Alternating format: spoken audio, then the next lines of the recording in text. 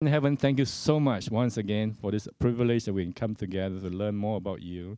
We ask and pray, Lord, as we begin this session once again, you be with the speaker and that you be with us, that we may have a receptive heart to learn more and more about you. Lord, our goal is to become more and more like you as we look forward to your soon coming. For we ask and pray all this in Christ's lovely name. Amen. Mr. Cross, it's all up to you now.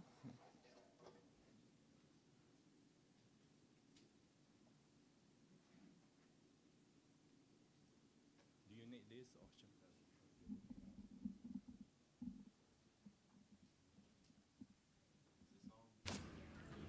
Testing one. There we go. Good morning, y'all. How are yins this morning? Good. Yins is good? Winds are good. All right. Well, this morning we're going to talk about extracts at first, and then we're going to go into assessments. But I think I'm squealing here. As we talked yesterday, herbs have different ways that you can use them. You've got the bulk herb. You can go out to your backyard and you can, pick your dandelion. You can pick your wild lettuce. You can pick your comfrey. You can get your mullein, and you can use it whether you make it as a tea, or you make a poultice, or you dry it out and powderize it, put it in capsules. You can put it in fomentations, where you make a tea out of it and use it on the area like a comfrey fomentation. Or you can do poultices, like if I'm working with cancer, we work quite a bit with breast cancer. And let's say you got breast cancer and you want to make a mullein poultice. You make the mullein tea, and then you take the mullein herb that's left, and you will make a hamburger patty out of it. And I'll put about a half a teaspoon of psyllium powder, and that works real well to make a congealed, you don't have to. You can take just the bulk herb, wrap it up in a paper towel, or when you go to third world countries, they don't have paper towels. And so they use a sheet, and they'll use it over and over and over again. They'll just take a sheet and put it inside the sheet, and then it will, as it's moist, the sheet's got to be moist, and as it goes through the sheet, it will draw.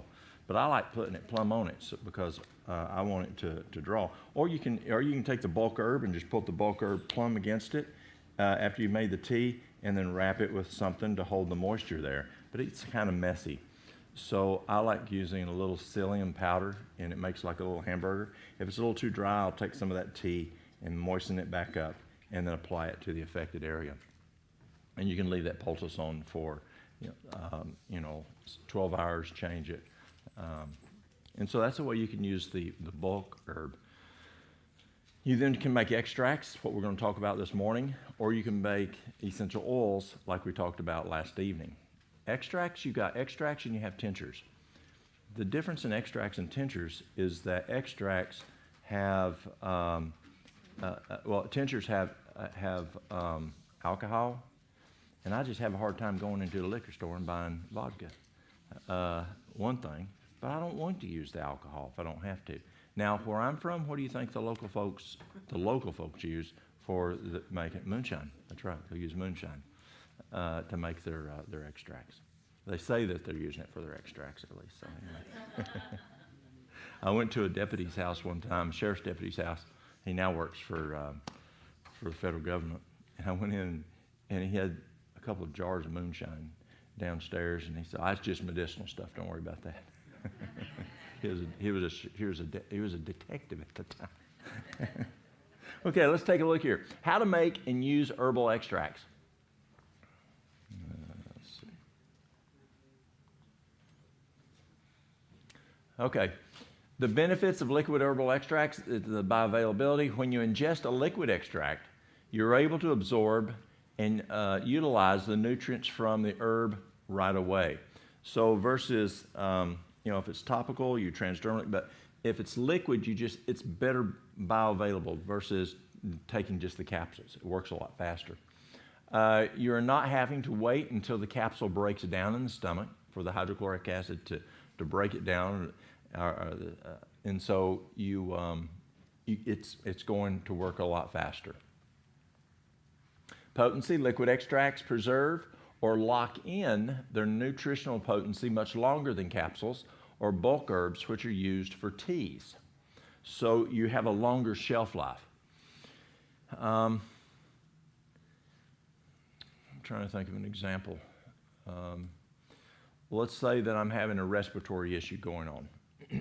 And so if I go on a trip, I'm going to take my mullein with me. And if I take my mullein with me, all I have to do is get it out, squeeze it in my mouth, get 2 mLs, and I don't have to make a tea. I don't have to take capsules. It's just super fast. And so it's real easy. Take it with you and take your extract. So it's a speed issue. Capsules and tablets also have a propensity to lose their potency when exposed to elements. And so you want to keep that. And also the problem with tablets. Who's ever made herbal tablets? Anybody ever make herbal tablets? Herbal tablets, it takes a lot of a binder. Who's ever taken charcoal capsules? Okay, charcoal tablets. Okay, charcoal tablets, over 50% of what you just swallowed is a binder. And so if you compare the tablet to the capsule, you go, well, that's about that much. No, it's not, because this is less than half of what you just see. But I still like the tablet because you can put it in your mouth and suck on it, and that's good for a sore throat. Or you can stick it on the side of your cheek for a toothache, and it's not falling all apart. But when you take a capsule, a tablet, when you take a tablet, you've got a lot of binder there holding it together. Pardon? So you need more of it. That's correct. You need more. Shelf life, liquid extracts have a much longer shelf life, 1 to 2 years, due to the preservation method, which are used when making them.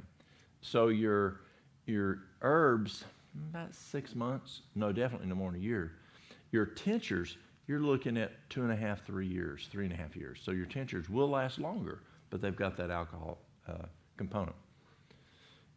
Easily administered. Many folks, both young and old, have challenges swallowing capsules and tablets.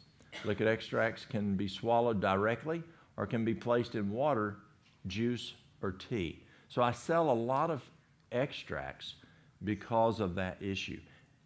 When you talk to top herbalists out there, the big guys, a lot of those guys are using extracts. It's very potent, it's very easy to use, but the potency is there, bioavailability is good, and so you see those guys making either tinctures or extracts, not doing the herbs dried. Vegetable glycerin extracts are an excellent alternative to alcohol-based, that should be tinctures. They were discovered in 1789 and came into use by herbalists around 1846.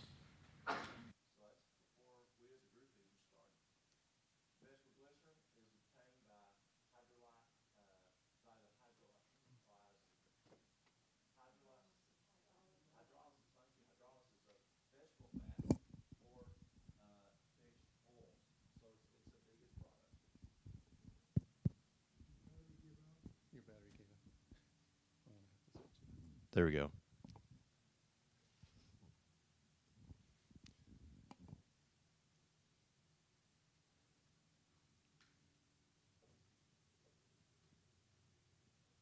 Vegetable glycerin is a great solvent for extracting nutrients from plants without the use of alcohol. These extracts are known as glycerites and are an excellent choice for administering herbal support to people who are either sensitive to alcohol or just choose not to use it.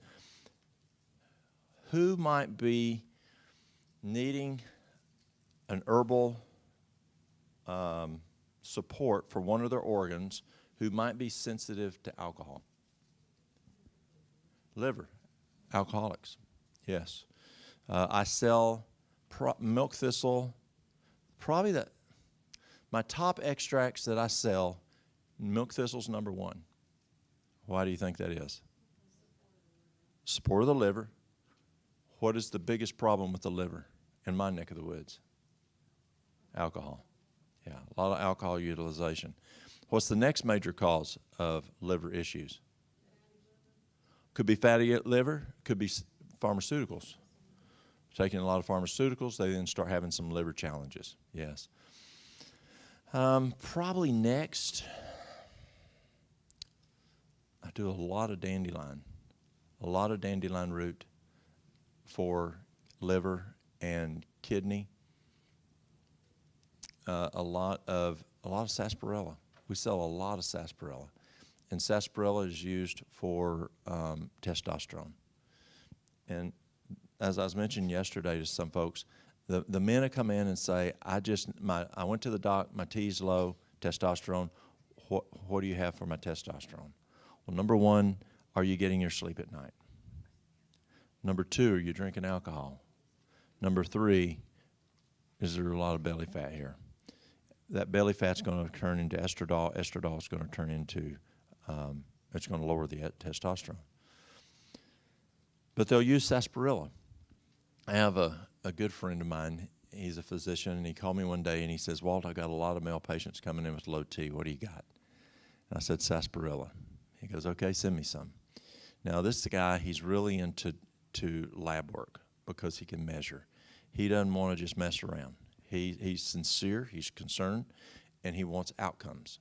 So he doesn't want to just give something and is it work? Not whoever go send somebody else come in and I'll sell you something. He wants to help people. So when a person comes in, he'll take a baseline and then he monitors their labs to identify where it's trending. Is it not working? Is it stagnant? Is it improving? What's going on?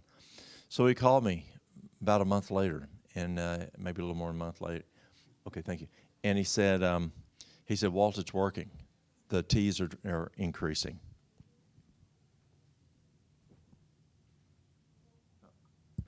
I'll just use this right now. And so he said it's working well, and so he uses that also right now for his patients with testosterone issues. And what's the problem with the testosterone products out there by pharmaceuticals? Synthetic? What are some of the side effects that you have to be careful with? What if it's a cream? What do you have to be careful with? But be careful rubbing up against your wife. Be careful picking up your granddaughter, because it's a cream, so it can get onto them. The FDA, was it 4 years ago, came out in March and said, to be careful using the testosterone support because it was causing, the major cause was heart attack and death. Well, heart attack definitely can lead into death. And so there was extreme concern about using testosterone products. What's another one? So we got the milk thistle, we got the dandelion root, we got the sarsaparilla. And what they do with sarsaparilla, the guys that come in and they'll get it, and they'll take 2 mLs 3 times a day to load up. And the 1 ounce bottle lasts 5 days. And then after that, depending on finances, they can stay at that level, or they can just go 2 mLs once a day, and the bottle will last 15 days. So if they want to do twice a day, the bottle will last 10 days. And everything's great. They're happy, going good. They'll come in a couple times and buy it. And then they're feeling good. T's come up. And then they don't come in anymore. Then who comes in? The wife. I need him to do a little more work. He did a whole lot better on this stuff. I need a little more energy out of him. And so she'll start buying it and giving it to him, and she continues to come in to get it so she can get that level of performance out of her husband. Let's get some work done around here. So it works well. Slumber's one that we sell a fair amount, and that's valerian, skullcap, hops, passion flower. Valerian, skullcap, hops, and passion flower, and that's what folks use to go to sleep. So it works. It works quite well. Another major one we sell. We sell a lot of them, but I'm just trying to think of the top ones we sell that folks come and get. Mullein, quite a bit of mullein. People with allergies, asthma, any respiratory issue, any lung issue. Mullein is the best herb for the lungs. 2 mLs 1 to 3 times a day. Folks are using it a lot for COVID. Works very, very well when they're having respiratory issues with COVID. lady calls me, and she says, I don't know where she lived. And she called me, and she says, I have COVID, and I don't know if I'm going to live tonight. She lived alone. She had tried to go to the hospital, and they said she wasn't sick enough. And we did, have y'all experienced that? I fell just Friday, I know, in this area, Cleveland area. He called me Friday, and he says, I feel terrible. He says, I am really, really, really sick with COVID. And he works in the healthcare field. Called an ambulance. His doctor called an ambulance, shipped him to a major hospital in Chattanooga, big hospital in Chattanooga. And they kept him a couple hours and sent him home. Said, nope, you're not sick enough for us. And I would have folks call me from all over the U.S. who would try to go to the hospital, and they'd say, nope, you're not sick enough. And this lady was one of those people. And she says, I can't breathe. I can't breathe. And I said, give me a 1 to 10. How severe is your breathing? She says, at least a 9. She says, I don't know if I'll make it through the night. And then I'm by myself. And everybody, at that time, everybody was afraid to even be around a person with COVID. It's kind of like, remember when AIDS came out? Lynn, remember when AIDS came out? And everybody was afraid. EMS would tie back up, and it was crazy. Wouldn't sit on the same pew at church with somebody that had AIDS, and it was insane. Well, this lady, I said, get some mullein extract. She has a boyfriend, or at that time had a boyfriend. This was over a year ago. Yeah, around a year ago. And she had a boyfriend, and I said, can he bring you some mullein from a store? She said, well, he's at work. Well, can he get it? So he got, somebody or another got hold of mullein and finally got to her house by 10 o'clock at night, left it on the front porch and ran. And she went out and got it, and she took 2 mLs, and then I don't know if she took any more in the night, but the next morning I called her to see if how she was. She make it or not. She says, Walt, I'm now a 3. And just the bronchial dilation aspect of the mullein really helped in her breathing that night. And that's all he had brought her, was just the mullein. And yes, I asked her to pray, and I prayed with her. But mullein works very well for lung issues. Yes? Would it work with COPD? Absolutely. Yes. Now, COPD changed a couple years ago. COPD, now you may hear it called COLD. Has anyone heard it called cold? COLD? There's a anesthesiologist who has renamed it to COLD.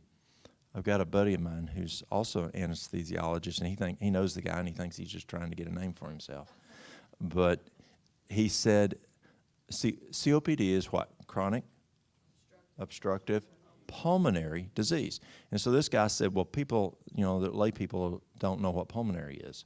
And so he changed it to chronic obstructive lung disease, so cold, chronic obstructive lung disease. Well, it used to be folks that had emphysema, chronic bronchitis, and asthma. Well, asthma was pulled out around 3 years ago. And so it's now just emphysema and chronic bronchitis. Asthma is separate. So as you look at statistics and you're wanting to look at asthma and you want a trend, you're going to have to, because now you'll see COPD and asthma, because looking at trending stuff, because asthma's been pulled out. So as you look at the trending, it's now separate. It used to be pulled in with the COPD. But yes, it works good for COPD. Asthma, it can work well for that. I'm trying to think of another extract that we sell a good bit of. Oh, Vitex Chaseberry. What's Vitex or Chaseberry used for? Women's hormones. Yeah, women's hormones. Yeah, it works very well. I don't know. I think Mary Lou. I'd say we've probably forgot it. If you have female hormone issues, it's amazing. I had a guy come in one time, and I was at the herb cabinet, and Mary Lou was over at the desk, and this guy comes in, and he said, either I'm going to kill her or she's going to kill me. And, well, he's talking about killing with my wife, and so I walk over to see what's going on. And, I mean, he was upset. His wife was not doing well. He wasn't doing well, and he needed something for her. So we got him wild yam cream, wild yam cream, mhm. And you take a quarter of a teaspoon twice a day, and you can put it over the ovary area. You can put it in her leg, under the arms. We used to use it here. But if she's still mincing, still cycling, then you stop day 1 for 7 days and start back if they're mincing. If they're not mincing, you just use it all the time. And then nettle tea, take a quart of water, bring it to a boil. Once it starts to bubble, plumb turn it off. Put 1/4 of a cup of nettle in there. Let it sit overnight.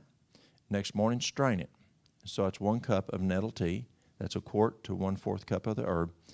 And drink that throughout the day. And the other is flaxseed. 2 tablespoons to 3 tablespoons variance on stress. A lot of stress, 3 tablespoons. No stress, 2 tablespoons. Grind it, eat within 15 minutes of grinding. Do that twice a day. And you can put it over your food, put it in something to drink, whatever. But he came back 1 week later, and he said to Mary Lou, and I was standing there, he says, "Don't you ever run out of stuff again. Or don't ever run out of stuff." He said, "I got my wife back." He was happy. A lady came in one time, and I was at the herb cabinet. I got a big herb cabinet in the office at the store.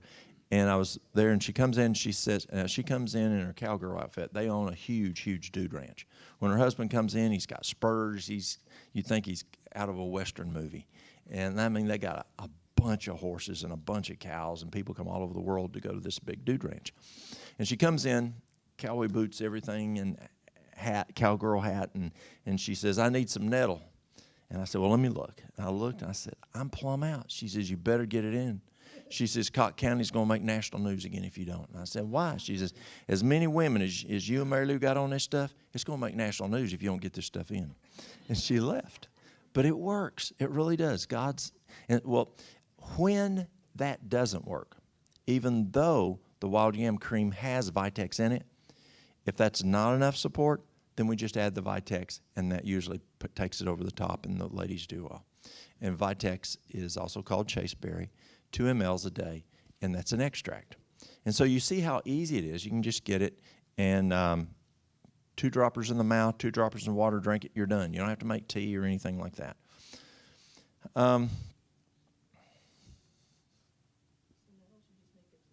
Pardon?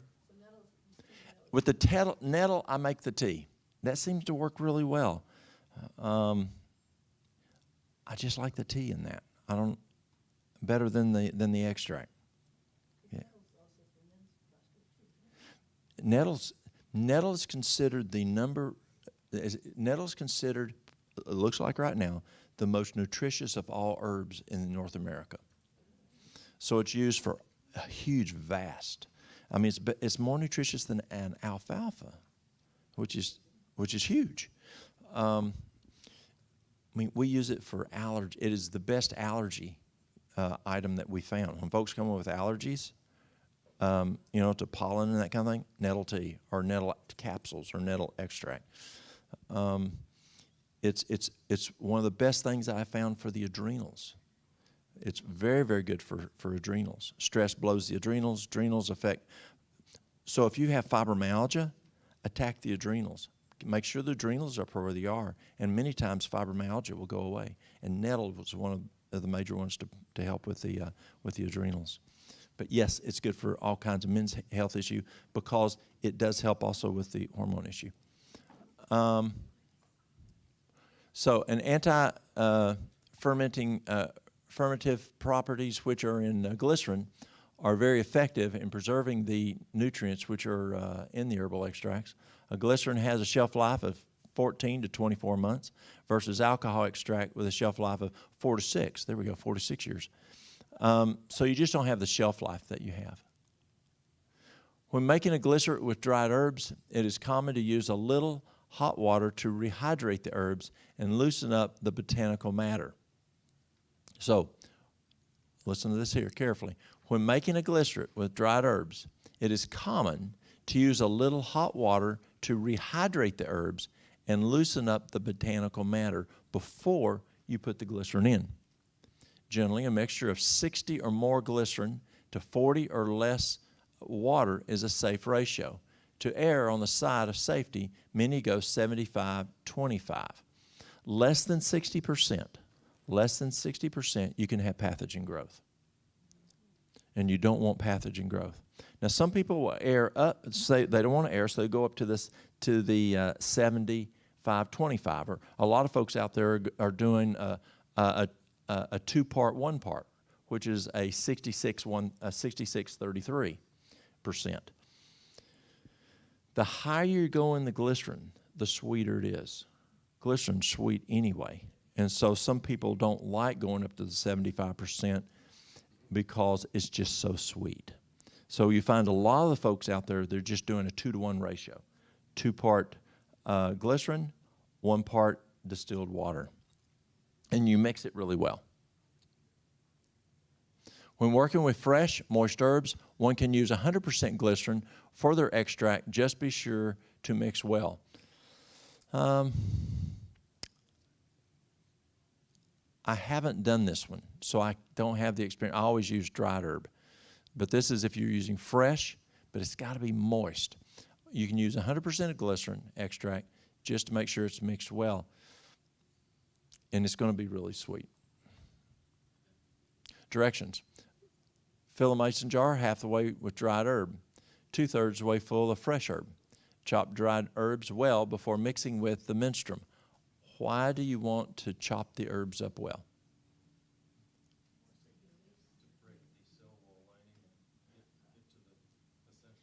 Yes, it breaks the cell wall lining, and also it's just like chewing your food. You've got to break it. You got to break it up enough so the spit can get to it, so the amylase, protease, and lipase can start its job soaking into it. So if you have plant material and you chop it up, the glycerin or the menstruum can get there. Menstruum can get there. And what another thing you want to do is when you mix your vegetable glycerin and your water, you got to stir it good, because you got a glycerin and water. It's like oil and water, and so you got to mix it to it's like a compound, and then you then pour it onto your plant material. Now, the first time I did it, I don't remember. I think it's making wild lettuce. This is nettle.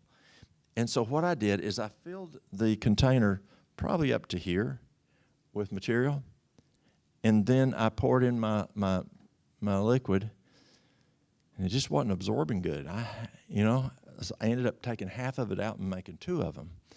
It's like the first time, who's ever made make sprouts? Sprouts? Well, the first time I did sprouts, someone told me you just put 1 or 2 tablespoons of alfalfa in there. Well, I thought, that's a waste. Thank you so much. That's a waste. So I put quite a bit in there. And you know what happened? The glass jar broke. The glass jar broke before the sprouts were totally finished. That's how much power was there. So when you take your mason jar and you fill it up, it said halfway. And that's about what I normally do. You want to fill it up about halfway. And then what I'll do is I'll pour my mixture up above, an inch above, and it's going to keep soaking in. And I'll stir it in there, shake it up, and then I want to net. Now notice here, this is ready to strain. It's been there about a month, and you leave it a month is what you shoot for.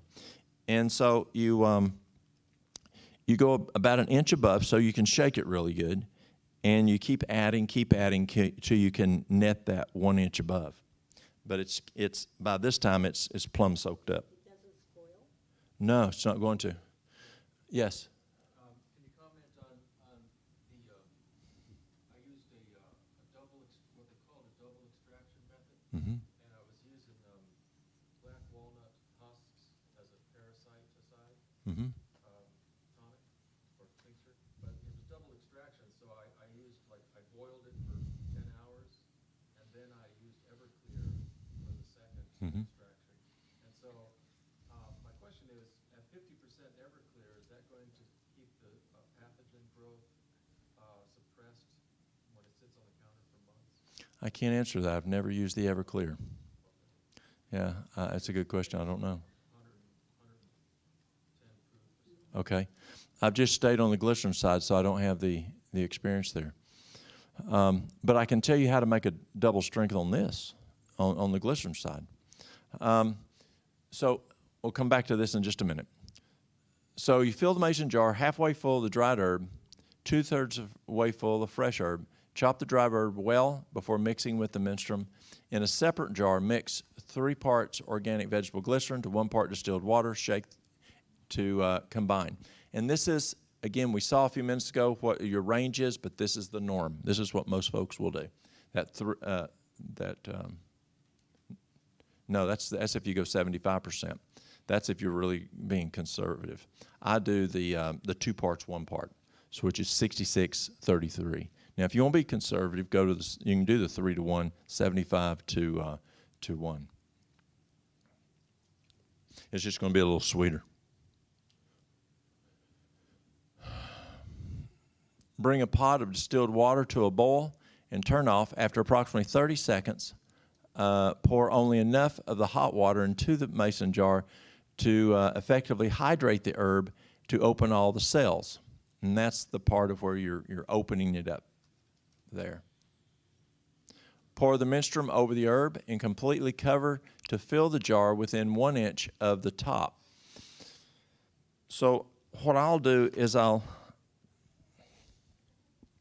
do 2 things. One is I want to be 1 inch above the plant material or whatever the mixture is, and then you always want to be that inch from the top. Why do you want to be 1 inch from the top? So you can shake it, or it won't shake.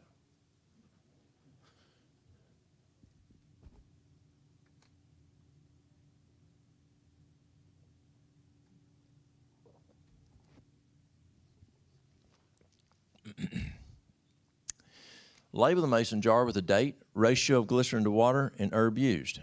Place in a dark location. Why do you want to label it? You'll forget, yeah. You may forget, if you're doing more than one, you may forget which one's this and which one's that. Why do you want to put your ratio? You may want to learn. You want to say, well, that didn't work as well. Let me try another one another time. Because you always want, see, the goal is to be better today than yesterday and better tomorrow than today. Never, never be happy with where you are. Always have continual improvement. And do you know where that started? Yes, you can say Covey. Yes, you can say Deming, but no. It happened in the 1870s is the first I saw it done. Now, we know that the Japanese have been doing it for many years in Asia. I'm sure way before that. But in Battle Creek, Michigan, Battle Creek, including Kellogg, had this philosophy, this is just how we do it around here. Have you ever seen people like that? You try to make a recommendation, they go, this is how we do it around here. And we got it. Well, that didn't go too good. Oh, God. And so a letter was sent to Battle Creek. It was called PH 100. Read it. It's quite interesting. PH 100, Testimonies to the Physicians and Helpers of the Sanitarium. Testimonies to the physicians and helpers of the sanitarium. And it woke them up. And in just 21 years later, Kellogg was considered the best physician in the world. And in there, one of the things is have you ever heard the kitchen should be a laboratory? That's where it came out of. And it said, you need to continually improve. And so by doing monitoring, what your ratio to water glycerin is it a little too sweet? Is it a little, that way you know what you did and how you can improve that. And then what herb is it? And the date, so you know how long to go, that 30 days when you're done. And then place in a dark location. What I'll do is I'll put it in a cupboard, in just a kitchen cupboard.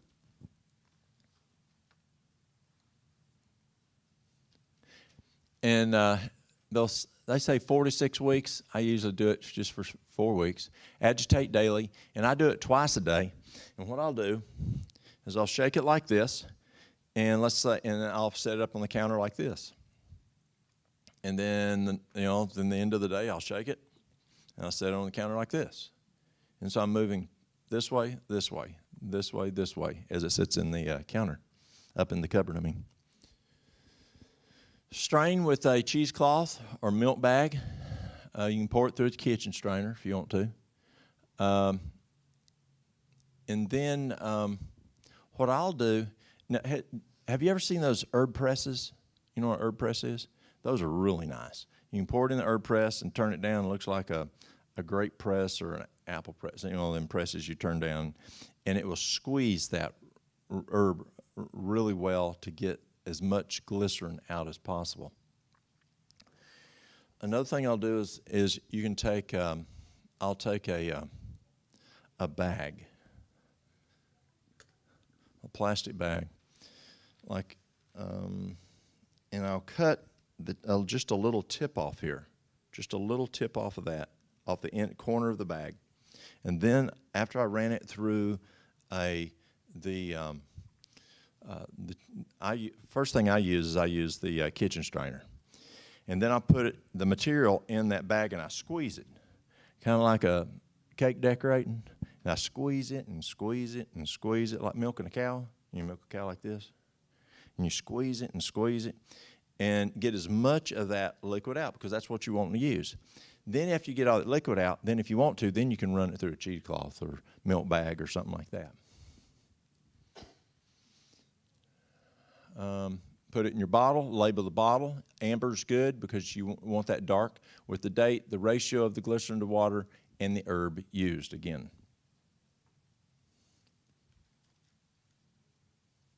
And enjoy the benefits. If you use a fine powder, you may need to double filter. You may need to use a coffee filter to ensure that no botanical material remains in your glycerin. I use cut and sifted. I've never used powder. I like using cut and sifted on this because I don't have to worry about that process. But if you do use the powder, you don't want that plant material. And so, again, another item that the coffee filter is good for. And then you just have to run it through there because you don't want the plant material left. If the extract is needed sooner or faster, process is desired, one can substitute 4 to 6 weeks of waiting for a crock pot in 3 days. It's real simple. So what you do everything the way we talked about, but instead of putting it in the cupboard and shaking it twice a day for 30 days, you get a crock pot that will go plumb low. You know how crock pots can be medium, low, high, but some of them go like real low? That's what you want. And so what I'll do is you can put water in the crock pot. Some people will put like a washcloth in it or something. I haven't done that, but some people do. But I put water. You put water in the crock pot, and then you just set this down in the crock pot, and you can put several in them. And all you do is just twice a day you shake it, and in 3 days it's done. That's pretty fast. But I warn you, watch your water. If your water runs out, you're going to scald it and you're going to ruin it. And so monitor your water. You don't want it too high of water that it becomes a little buoyant and falls over or whatever. So usually you put a couple inches of water in it, but watch that water. You'll get an idea of how fast it goes, but you don't want the water to run out or you will burn it. And in 3 days, your extract is done. And that's what I encourage. I have ladies come in and they'll say, I need some elderberry extract for, yes? Did you say on high? Oh, plumb low. Plumb low. That's the key, plumb low. And the ladies that come in and they want to make elderberry extract for their family. They're, something's going on and they've run out and I need it fast. They don't want to wait 30 days for elderberry extract. And so they'll make it in 3 days, it's done. Now, some people will cook elderberry in a pot and all that kind of thing. I've never done it that way, so it may work just fine. But when I'll do the elderberry extract, I do it in this 3-day method, and it works. Be careful. Be careful with the elderberry extract that you buy. You can buy elderberry extract, and it has sugar in it. Do you need sugar in elderberry extract? No, you don't want sugar in elderberry extract. Some people use honey. A lot of people use honey. But you don't want that. You don't want a lot of sugar in something that you're trying to use to keep your immune system up. The common product over the counter is Sambuca. Yes. Very high in sugar. But is there another over the counter? There is. It's Sambucol or something like that. That's what I'm saying, Sambuca. Well, I think it tastes sweet. So Sambucol or whatever it is. I'm not good at English, but anyways. you're probably correct. But anyway, that one uses, if you look at it, it has 3 ingredients in it. Oh, the one we carry, it's got your elderberry, your it's got your elderberry, but it's got 3 other ingredients. It's got the glycerin, the vegetable glycerin, the distilled water, and probably citric acid just as a stabilizer there. But that's it. So I'm just mistaken because it tastes sweet. That's the vegetable glycerin. Vegetable glycerin is very sweet, and that's why I don't recommend going to the 75-25, unless you just like real sweet stuff. A lot of people that's too sweet for them, and they don't want it. If you want to sweeten it up for the kids, it's going to do it. It grows wild where we used to live in Virginia. Mhm. It was the American elderberry and European elderberry. Mhm. Smaller. It has nice umbrellas of white Yes. flowers in the spring, and then they make all the little berries. We used to make pies and stuff. You have to be careful to cook it. Mhm. Because raw, it's very purgative. Mhm.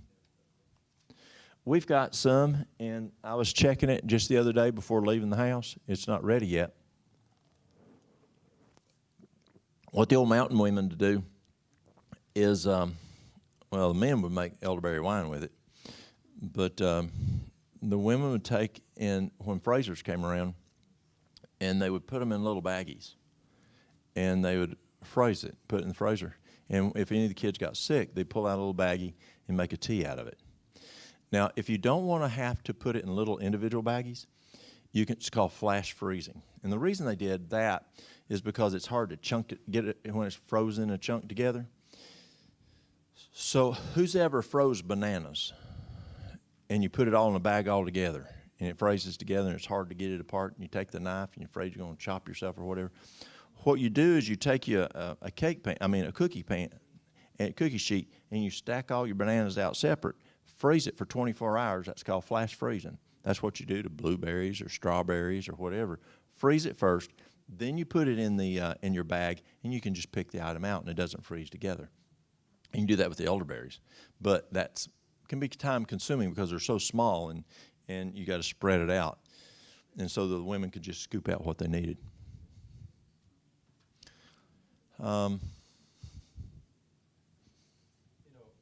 Yes. Elderberry is one of the few natural substances that they've actually tested.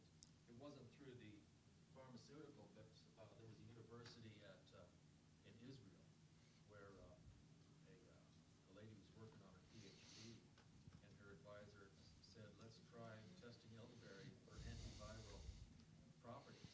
And so it was just viruses in the petri dish, and then put the elderberry in and killed them all. And so that was, usually you get that from like a pharmaceutical company, but they can't patent elderberry. That's right. They're not interested in testing any of those. That's right. That's right. That's why Allison, when the Allison came out, the Allimed, the company y'all saw last night, the Allimed, they're over in England. And so the company called the pharmaceutical companies over in London, and they jumped on a train, and they came over all excited, looking at the research of what it would do, and they wanted to sell it to the pharmaceutical companies. And the pharmaceutical companies came and looked, and they go, it's just garlic.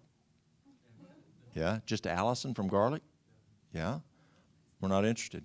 But look at the outcomes. We can't patent it. We're not interested. Got back on the train and went back to London. Yeah. Yep, exactly. Sydney, Australia, they did some studies on it. And you know how people were afraid with coronavirus that it would stick to the walls in the lung? Well, Sydney found that elderberry prevents that attaching to the walls. Isn't that cool? Yeah. And they also said that you couldn't use elderberry with coronavirus. And then they said, well, maybe you can, but only 4 days into the coronavirus because of the storm. But it wasn't proven. It was just who knows what. But anyway, it's not true. Yeah. Okay, here you can put a towel in the bottom of a crock pot to prevent the mason jar from breaking. I've never had it break. So that's probably where you place it down there and bang it on there or something. I don't know. Just be careful. Cover the mason jar halfway with water in the crock pot. Turn the crock pot to low or to warm. In the lowest setting, leave for 3 days. Add water as needed to maintain the water level at halfway up of the mason jar. So you got to keep that water in there so that it doesn't go bad. Monitor to assure the chosen crock pot level does not get too hot, because it will. It'll cook it. And that's it. That's how simple it is. So Walt, Yes. excessive heat will just destroy the bubble. You don't want it over 118 degrees. You know, I have a crock pot that I would cook like my mullen or oatmeal or something, you know, because I wanted it the longer at low heat. And on low, it burnt it, you know. So I had to put my my oven thermometer in there with water and check the temperatures at low, medium, and high. And low was pretty high. Double boilers sometimes work. Okay, double boil, very low. Yeah. Like, I just want to reinforce the cautionary note. That's exactly right. Check your crock pot, because low is not necessarily as Some crock pots are not low enough. You're exactly right. There's some that do plumb low, or well, I know it doesn't say plumb low, but it's extra low or something. Those are the ones that you want. Yes. Could you put it in a fruit dryer that you can set your temperature for like 105, 110? In a what? A dehydrator. Well, see, you want it to sit there in, I don't know. Is that dehydrator going to be warm enough compared, I mean, it's in the water at that temperature. There's some dehydrators that have a temperature setting dial. I don't know. I have some good herbalist friends. I'll ask that question. I don't know. But I know those herbalist friends, they do it this way because they're trying to increase their speed. I'll ask them about the dehydrator. Yeah, good question. Yes, thank you. Thank you. So making it double strength. I forgot. Okay, so double strength. So it's ready to go. This is single strength. So what I do with single strength is I'll take it and I'll strain it out just as we spoke, and I have just the liquid. But I do it the opposite way in filling. When I do it the first time, I put the plant material, then I pour the liquid on it. This time, I put the liquid in, and I put the plant material in, because if I put too much plant material and I don't have enough liquid, because I've only got this liquid to work with, I can't add other liquid outside. So this is all the liquid I have to use. So I put this liquid into a jar after I've strained this stuff out, the material out. Then I'll start adding plant material to where still the liquid is. I want to make sure the liquid is well above the inch above the plant material. And so see how high it is this time? When I do it next time, it's going to be down to here, because I'll still lose some of that liquid in the plant material. I just didn't get everything out. And so it's going to also have some more absorption in the next plant material. So I put the liquid in first, then I add a little at a time, until I get maximum absorption, still wanting my liquid an inch above the plant material. And then you do go through the same process of 30 days or back in your crock pot for 3 days, and that makes double strength because you've added new plant material in there. Does that make sense? Everybody clear on that? Okay.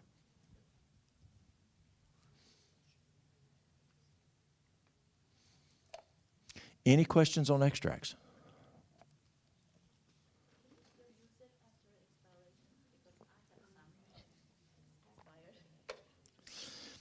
The question is, how long does a glycerate last and not have problems with pathogens? It's just as you saw there, glycerates can go 1 to 2 years. You just pray, ask God, do you think this is okay to use? If He says no, don't use it, because the glycerin can break down, and you're more prone to have pathogen growth. But in average, how long does it usually last? 2 years. Some say 2.5. Okay, back to the double strength. In the jar, is that been set up for 30 days already, and then you do the process? Yes, thanks for asking the question. So what you do is you do it the 30 days or in the crock pot one time. Then you strain it like you normally would and ready to go ahead and use it. But now you put it back in the mason jar, and now you add brand new material until you stay within that inch below, make sure. And then you go another 30 days or 3 days in the crock pot. Using the same liquid, you just add extra material that makes it double strength. So you're putting some of the material that was already in the jar? No, ma'am, only the liquid, only the extract. You only keep the same liquid from before. You throw that the old material away, and then you put new material in to get more herb to make it stronger. Everybody clear on that? Is it known, exactly where the saturation point is in solution for getting, the concentration? I'm sure it is from people like Nature's Answer and those companies there, because they do measure it. Gaia Herb has excellent science. I don't use Gaia Herb because I don't like the name Gaia. Gaia is Mother Earth, and the guy who owns it's a great guy, really nice man. We just have different theological beliefs. But he's a great guy. He really is. And his science is super good science. His laboratory, you'd love to go into his laboratory and see how he measures. And I know he does. He does the measuring of it to know exactly what to do, because he's into measuring exactly when he harvests, because he wants the highest potency. So, yes. But he has the highfalutin equipment to do that. Yeah, they said, well, anyway. Yes. Don't want to break the continuity, but earlier we got on the subject of COVID-19, and you were saying how people would go to the hospital presenting, and they would be told to go back home and quarantine, they're not sick enough. And I had gotten the impression that sick enough meant you needed to be intubated. If you needed to be intubated, that was their, cutoff for criteria. But this was last year. A lot of doctors, not just local but around the world, were saying, look, they're going to send you home because they think they can't use hydroxychloroquine, Z-Pak, and Zinc, which was, but off-label, the doctors can prescribe that. It wasn't approved, for this use. A lot of doctors were coming out saying, come to me, and they were getting extremely good results. And then they tried to publish it, and it was, banned from social media, and the networks would, they just tried to censor it all. So what was your perspective during that time? And even if you're not, comfortable with hydroxychloroquine, because it is a drug, and it does have side effects, and dosage is the key. But, people were finding that they could just get, like, quinine from tonic water or something, and quinine has its roots back into the bark of a tree, and went back to treating malaria. And we were finding that countries that use hydroxychloroquine as a prophylaxis, just for malaria, they were not getting COVID-19 in Africa and various tropical areas and stuff. So what do you make of all that from your perspective? That they were really perpetuating this pandemic by suppressing what really could have been, therapeutics that really could have addressed the situation. And even ivermectin.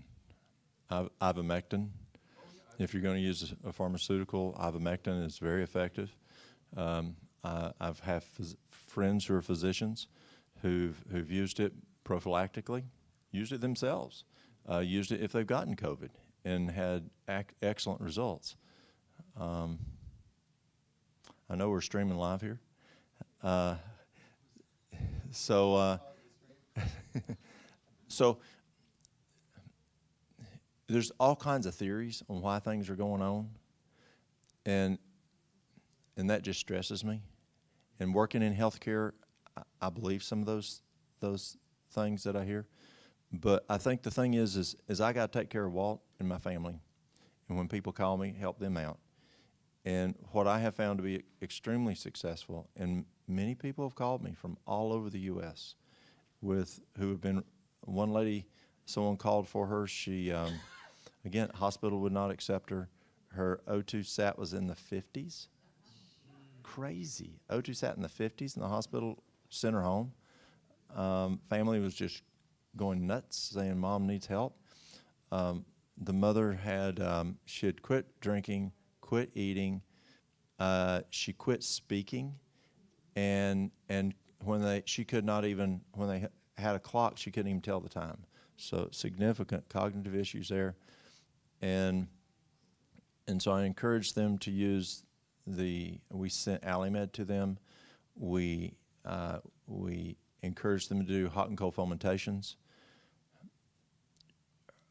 There were several in the household that had COVID, and so it was like, they were, at that time, everybody was scared of everybody, and anyone who didn't have it wouldn't go take care of someone who did have it because they were afraid of getting it out in the, not in the hospital, but in the lay folks. And so the other folks weren't as sick as she, and so I taught them how to do hot and cold fomentations, just like what was done back in the influenza of 18 and 19. Which in Collegedale here, do you know the only person who died in 18 and 19 at Collegedale was the assistant? None of the students died. The nurse from Hinsdale, he got it and lived. The assistant got it, but he died, but the nurse was sick, and the assistant died. He went from Collegedale, went to Oakwood, treated all the folks over at Oakwood. None of them died. Came back over here, treated the Collegedale students again a second time. None of them died. It was out of all that group with Spanish flu, and all he was doing was the hot and cold fomentations. Did you say 1918? 1918 and 1919. Yes. Did you know that Collegedale had 13 inches of snow that October of 18? Crazy. And the boys were living in tents. Yeah, I know. The girls were in a dorm, but the boys were still in tents. Well, the 1918 study, did you hear that when they were trying to figure out the infection vehicle and rate, back in that time, they recruited 60 penitentiary inmates. They were told that if they participated in the experiments, they could get a complete pardon. Wow. And they made them, exchange fluids and sputum and stuff with the people that were sick and dying. And none of them got infected. And then they made them just sit close and inhale while the patient exhaled, and did that for like hours. And none of them got infected. And all that information, all that research and studies has been just kind of thrown to the Yeah. So I think there's a lot of issues out there that we won't go into right now. But let's look at the issue of what to do. What can we do for ourselves and for our folks? And so this lady did Alimed. She did tablespoon TID. She did the fomentations 7 times, hot and cold, 3 minutes hot, 1 minute cold, 3 minutes hot, 1 minute cold, 7 times, and did that 3 times a day, TID. And then she nebulized the Alimed because she was having respiratory issues, 1 ml, 3 times a day. She took the Mullen, 2 mLs, 3 times a day. She nebulized also the eucalyptus essential oil, 4 drops. No, she only did 2 drops in the water, and she did that 3 times a day. She did zinc, 50 milligrams. She did vitamin C, 2,000 milligrams. I think she did 5 or 6 times a day to bowel tolerance. She did elderberry, tablespoon, elderberry extract, tablespoon, 2 or 3 times a day. I don't remember which one she did. She turned out okay. And so, in numerous, many folks have called, and not one of them have identified, anyone's identified these folks that died.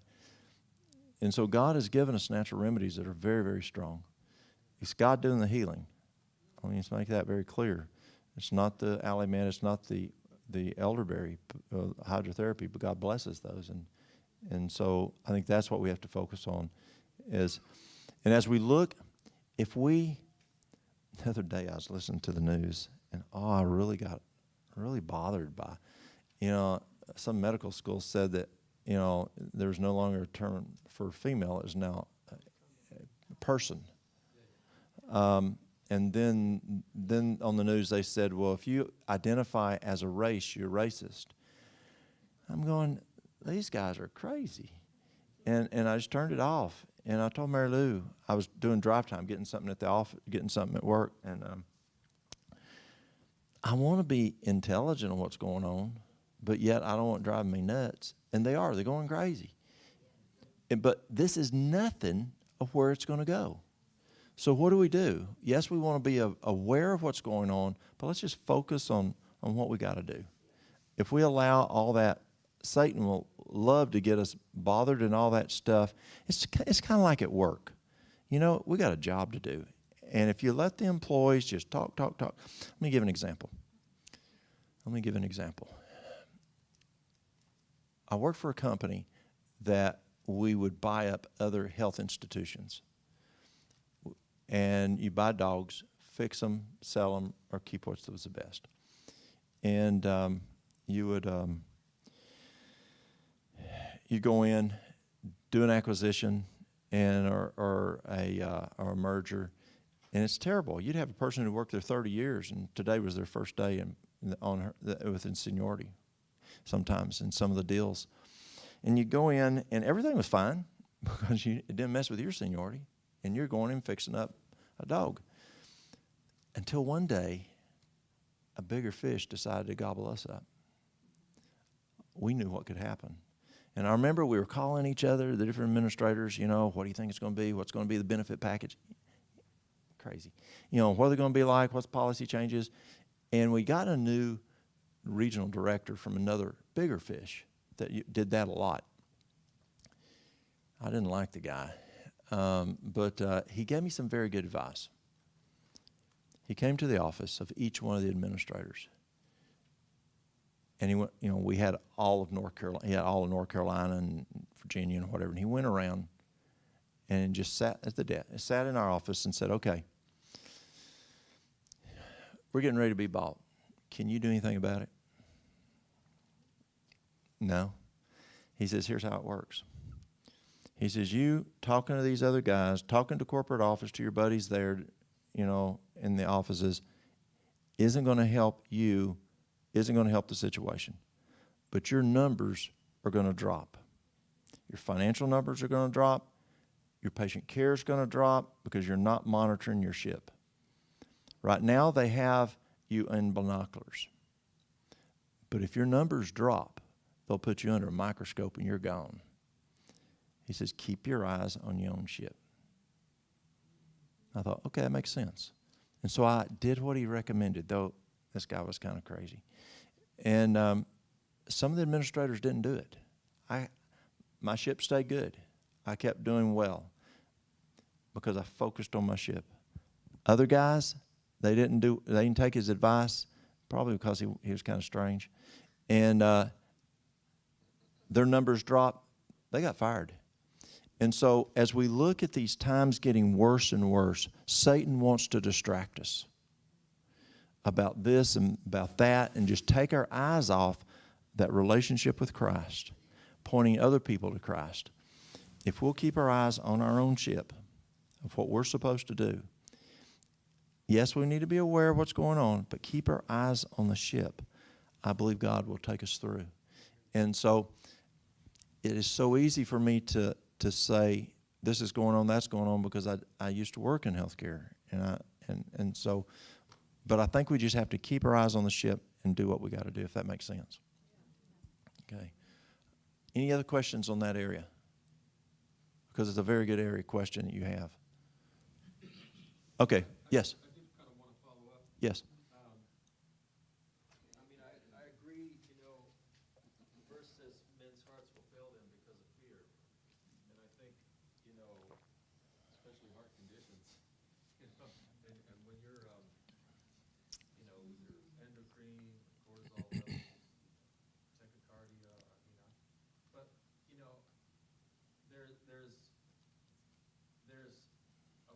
process of working towards the balance that is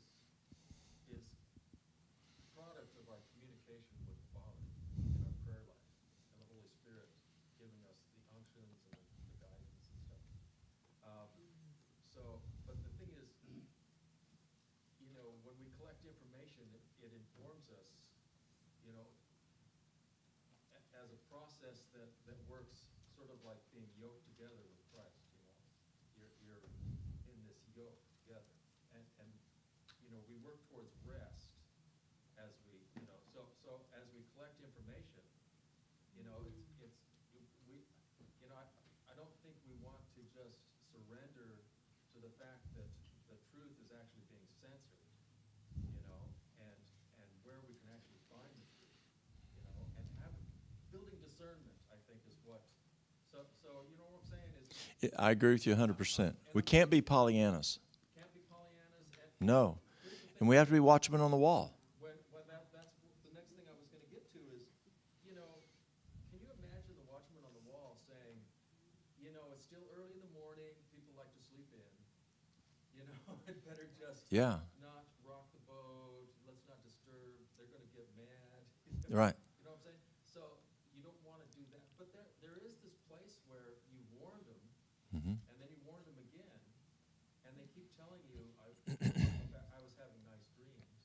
You finally, there is a point when the watchman does say, and this is a product of discernment and prayer life, where the watchman finally says, enough is enough, I'm done talking, and we'll pay attention to my own shit. When I was a boy on the farm, you would, if you're going to go plow a field or bush hog a field or whatever, you start out there and you look across the field and you try to figure 90 degrees and pick a tree. And you take off with the tractor, you drop your plow, you drop your implement, whatever it is, and you focus on that tree. Yes, you still have to have situational awareness. You still have to know what's going on around you. You feel in your plow, especially if you're in your mountain land, because you hit a rock, big rock. And so you have to have situational awareness, and that's a huge issue. People lose situational awareness, and that's what kills wildland firefighters the most, is loss of situational awareness. Losing track of what's the weather, what's the fire condition doing, what's your fuel doing, what's going on, where's your safety place. But as you're going along and as you're looking at that tree going across the field, you still don't just look at the field. You're looking at what you're driving across, and you're also measuring here with feeling with your hand on your lift. You can feel with it, and you go across, and you pay attention to what's going on, but you're focused, and that's what we have to do. We have to stay focused on our mission, and our mission is what? Heaven. Our mission is heaven. That's where we're going. And yes, we have to have situational awareness, what's going on in the media, what's going on in the world, but we can't get caught up in it. If we look around, what happens to our plow line? It starts doing this. And we have to keep the eye on heaven. And so, yes, he's exactly right, and I'm glad he brought that up. We have to have that situational awareness. Yes, ma'am? You might have asked two questions out of it in conjunction with Lyme disease. Do you have any? Yes, with Lyme disease. My youngest son, Carson, when he was, we were at Margie's house, and this was in 2003, the summer of 2003. Carson had gotten bit by a tick up in Virginia. We come down to any of y'all come to our classes we do at McDonald Roads for kids? And we were staying at Margie's, and Margie was taking care of Carson. I mean, there's times I had to check to see if he was still alive. It was terrible. I mean, his respirations were so shallow, and nothing was working. Nothing was working, and he was a little kid, and went on till he was 18 years old. At 18 years old, he had gone to fire school, got his firefighter 1, firefighter 2, interior tac, and he got so bad he could not run from me to you without falling and crying. Now, an 18-year-old boy should not be falling and crying. And the pain was so bad both in his heart and in his leg muscles from the Lyme. So I called Allison, the company we buy it from. I said, is there any research on AliMed and Lyme disease? And they said, yes, we have some research. So they sent me the research papers. I studied them, and I said, okay, let's try it. So we did one teaspoon twice a day for 90 days, 3 months. 1 teaspoon twice a day for 3 months. Lyme disease went away. I mean, he had no symptoms at all. It was that way for 6 months. They came back. We did 1 more month. Symptoms went away. I wanted him to do a full 3, but he wouldn't do it. He says, Dad, I'm good. I'm fine. So, okay. And this last March was 9 years. Still no symptoms of Lyme disease at all. Plumb gone. Yes? Do you have a way to definitively determine that a person has Lyme disease? There is a lab test that you can do, yes. Both Lyme disease and Rocky Mountain spotted fever. So, the question is, even though you're taking doxycycline and taking all these herbs to detox yourself from the herb and the garlic, and the symptoms go away, doesn't mean it's completely gone. It's still flare up. Lyme likes to hide. It does. It likes to hide. Like MRSA can like to hide. And so that's why the company over in England, both on MRSA and on Lyme, they do it for 3 full months. Like on MRSA. Yeah, I've seen folks use vancomycin longer than 3 months, but you don't want to. But AliMed's perfectly safe to do the full 3 months. And by going that 3 months, many times it plumb knocks it down. Now on Carson, it did raise its head again. 6 months later, we hit it another hit, and it hasn't come back. And like I said, over 9 years. Does everybody that way? No. We have had a number of people that is plumb gone. We have people who, if they continue using the AliMed, then they have no symptoms of Lyme. It's not what I'd like, but at least they don't have symptoms of Lyme. It controls it. Now, I'd rather get rid of it. But there are some folks that they have to keep using the AliMed, but they don't have those symptoms. You don't know what test it is to give you. Pardon? You don't know what test to give you to show you how to do it. Just your doc would have the lab test for Lyme disease. Yeah. Do you remember, Lynn, which one that is? The which one? I don't remember the exact, but check with your doc. They would give you that test. Okay. Yes, ma'am. I don't know much about your background. You mentioned administrator, so I don't know if you've gone to any program, but could you recommend a kind of a training program to learn more about this? To do what I'm doing? Yeah. Yes. Dr. Agatha and I used to go to different meetings together, and that question would come up. And I would say, read the little red books, because that's what she said when people would ask her. Just as we talked yesterday about how do you know it's a real $100 bill?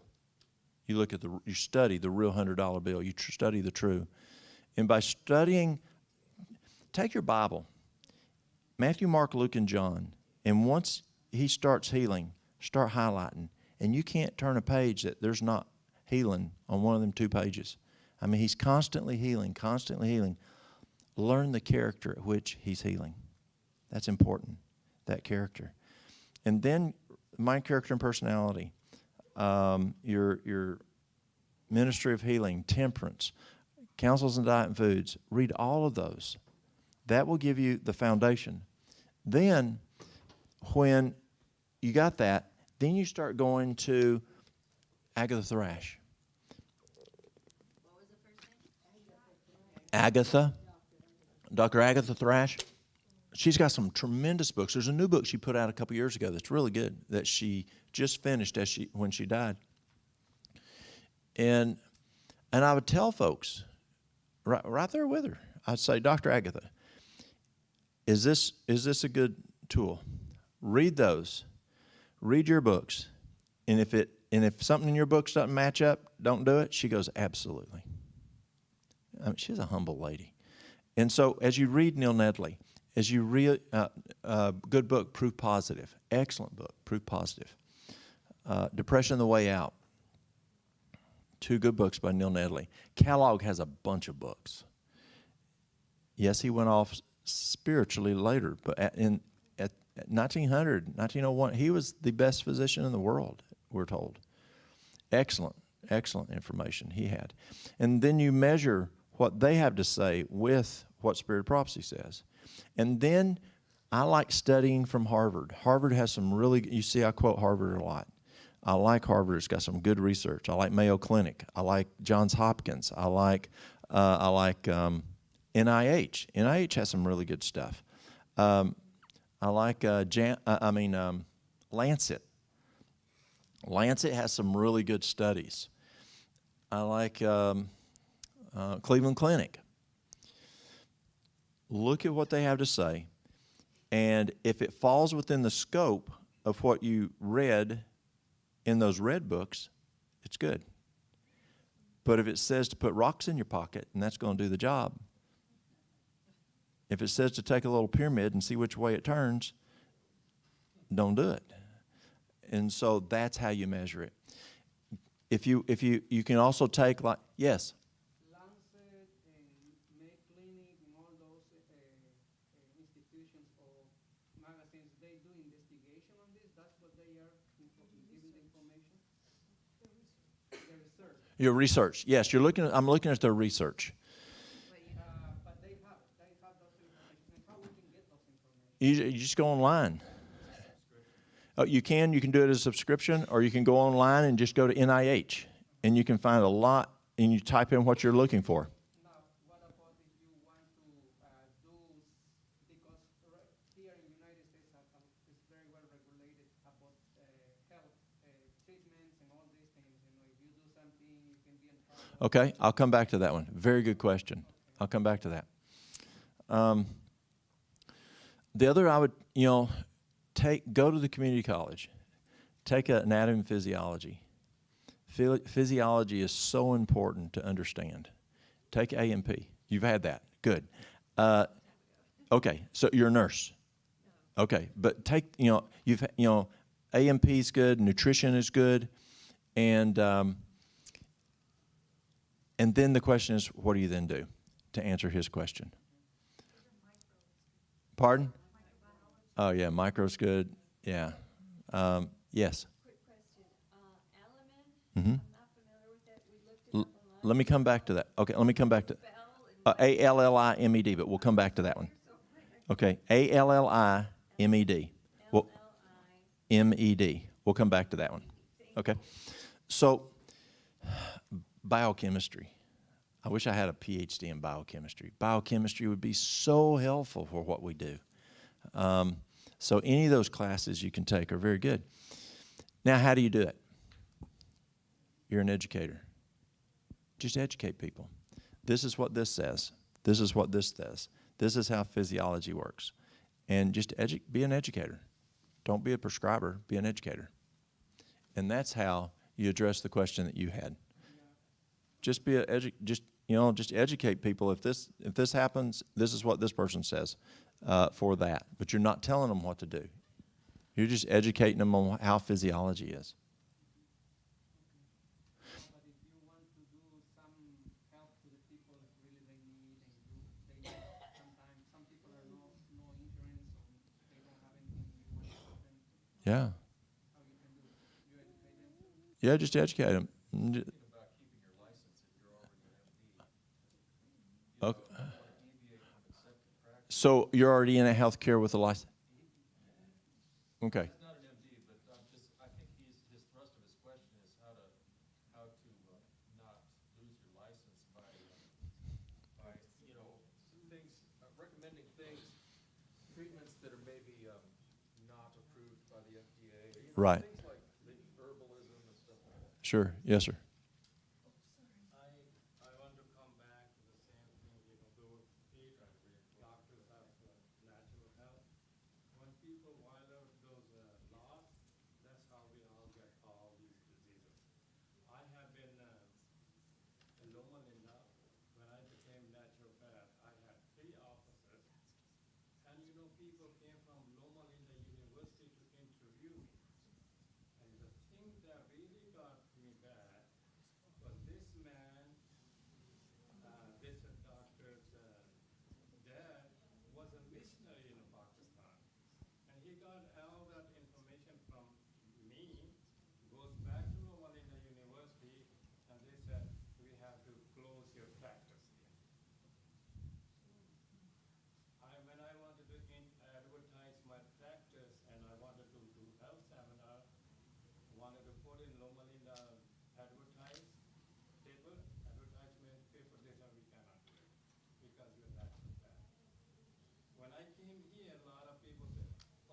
people in Tennessee very conscious about health.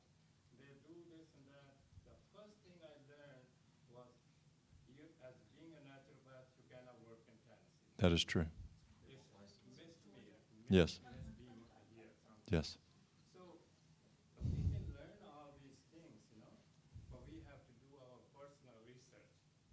People coming to this place, they want to be something like you. You have devoted so many years to this practice. I cannot be like you, but if I do the research, what I have done, I was a nurse for 35 years, then became a naturopath and all this, but it's all what we want to research for.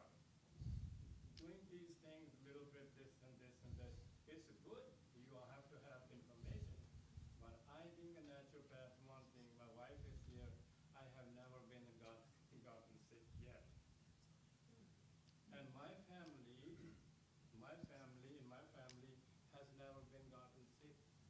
It's because a lot of time when you go to the doctor says you have cancer, you're going to live 6 months, and that's all people do. They don't want to challenge.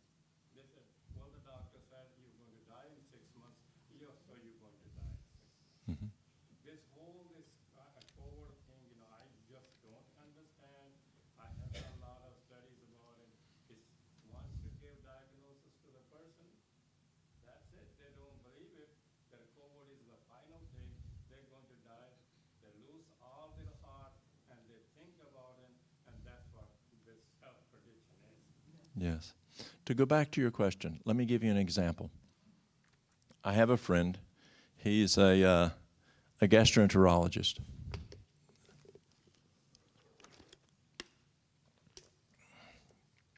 If you go to him, he will, you may get a colonoscopy or endoscopy, whatever he's doing, whatever testing he's doing. And what he prefers to do is he takes his prescription pad and he will write the prescription for you. He tells you a diet. He tells you to get out and exercise. He tells you how much water he wants you to drink. He even tells you that after each meal he wants you to take a 20-minute stroll. He tells you that he wants you to get some sunshine. He tells you not to smoke and drink and those kind of things. And he tells you that you need good diaphragmatic breathing. And he's writing all these down on his prescription pad. This is his prescription. Sound familiar? And then he tells them, I want you to go to bed by 9 o'clock at night. And I want you to get in a good 8 hours sleep. And because we live in the Bible Belt, he can encourage them to pray. And then he writes this down. He goes, go to this website. It's Amazing Discoveries. And look up this guy, Walt Cross. Now, this isn't the cool part. This is not the cool part. He says, I want you to look this guy up and watch these programs that he does. And then when they come back next time for the appointment, he says, okay, are you following what I mentioned that you need to eat? And are you taking these things that could be helpful to your digestive issues? And how much water? And so he goes through all those first laws of health. And then he says, did you watch those videos I told you to watch by this guy named Walt Cross? Oh, yes. Oh, okay. Then he says, I've got another guy I want you to watch. His name's Walt also. His name's Walter Veith. And then he gets them to watching those videos. Do you see where he's going?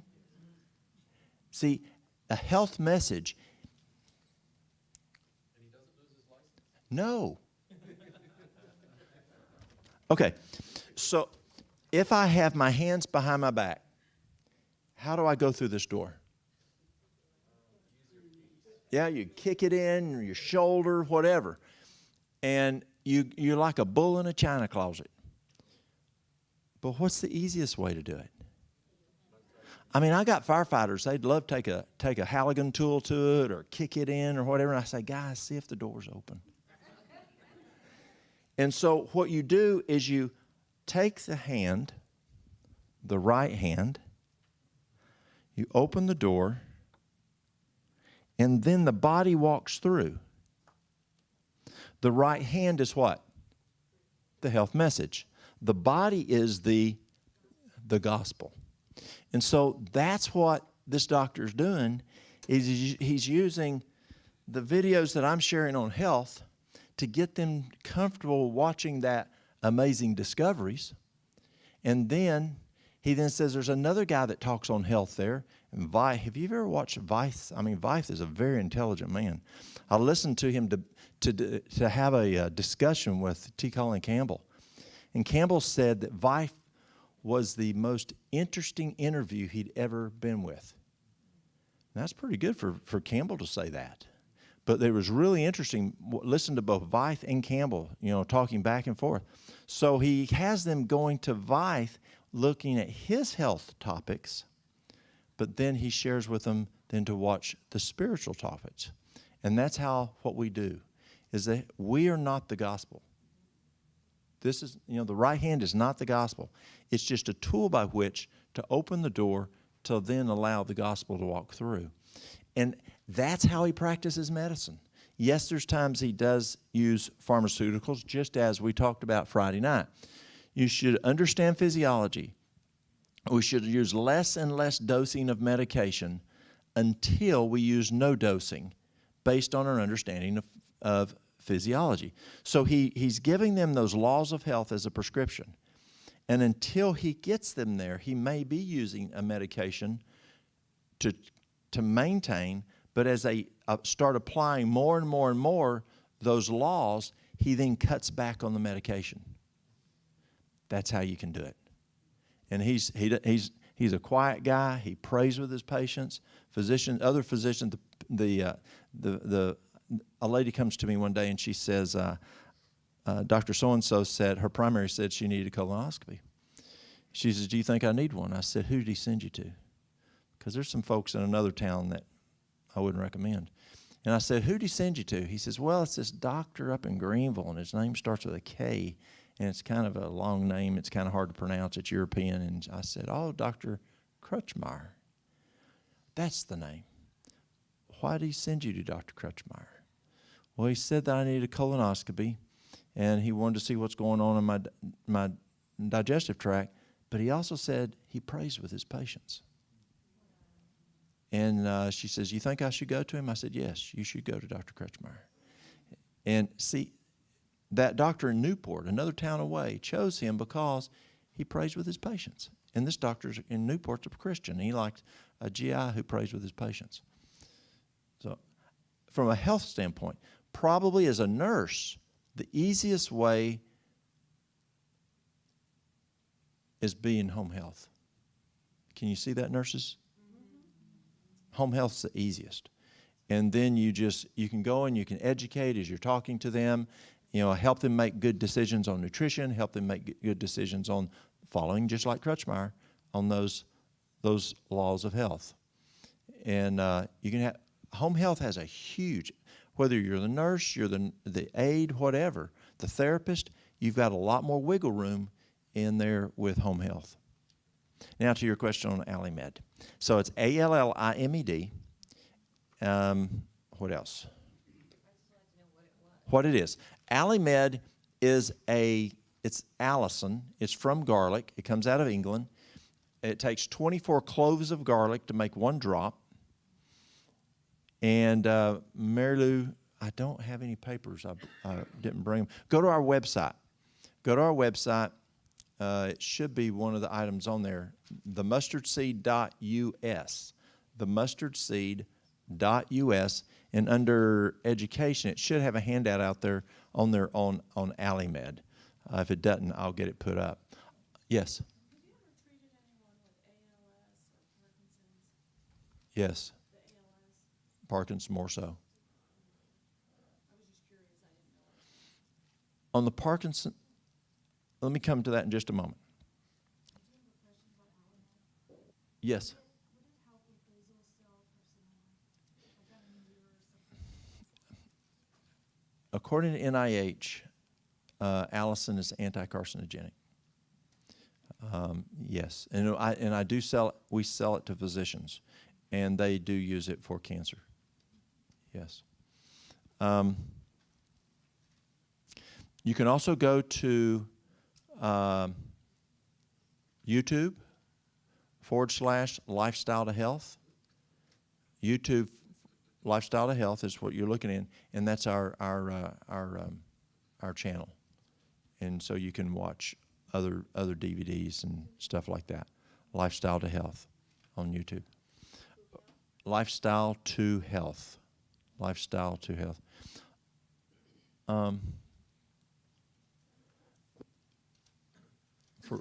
For both Parkinson and ALS, juicing works very well. It's just amazing. It just gives just copious amounts of good nutrients to the body. For Parkinson's, we found the far infrared to be very beneficial. We found the far infrared sauna, 20 minutes, once to twice a day. And we found the CBD oil to be beneficial. Also, it's been found that some people have improvement by riding a bicycle. I'm not one into dancing, but it's been found that if that person dances some, that helps with Parkinson's. But the bicycle has been found, not a stationary, but a regular bicycle, maintaining that balance. And a physician figured that out, and he has his patients ride a bicycle. Lobelia can also be beneficial sometimes to Parkinson's in helping. B vitamins, very good for Parkinson's too. Magnesium is good. Yes, sir. So I've read some research. They're finding that the cells in the brain that produces the dopamine are being attacked by your immune system. Mm-hmm. It kind of puts it in the class of like an autoimmune disease. Mm-hmm. And there seems to be some research and some correlation in the fact that people's immune systems have been just kind of dysregulated. Kind of the graph shows, the introduction of vaccines and then the increase of vaccines. Then it correlates with an increase in Parkinson's disease and other autoimmune diseases, which also correlates with, I know correlation is not causation, but correlates with the autoimmune diseases, chronic conditions, non-infectious disease conditions. So I'm thinking that if we can pinpoint whether or not Parkinson's is, if your immune system is actually attacking those cells that produce dopamine, perhaps the adaptogen herbs, the mushrooms, the herbs that will either upregulate or downregulate vitamin D, maybe we should look at those in addressing Parkinson's. Have you kind of seen that kind of? The biggest thing I found with autoimmune is when I use juicing, I get the best outcome on any autoimmune. It gives the body just it's not just juicing. It's several things. It's the juicing where they're just when you juice a person, you're stopping other stuff from coming in. So it's almost like an elimination diet of its own. So it's an elimination aspect. That's a benefit. But also the copious amounts of good nutrients going into the system, and also the benefit of it not taking a lot of energy, and you just getting a lot of energy going to heal the body. The second is the hydration of water. The third is the exercise. Exercise is so important on those autoimmune issues if the person's able to exercise. But what if the person's not able to exercise? Let's go back to what we did in PT. What if you have a patient in a wheelchair that needs to exercise? What do we do? Range of motion, clap their hands. Oh, let's try this, y'all. I'm not one into clapping at church, but this is not clapping. Okay, clap your hands. Okay, stop. Clap your hands again. Stop. Do you feel the tingling? That's called microcirculation. That's increasing circulation. So as we'd have those patients in PT, we would, the range of motion, the clapping their hands, that would get circulation going. Now, I want you all to try this one. Now, you want to take both hands and rub it as hard to pain tolerance.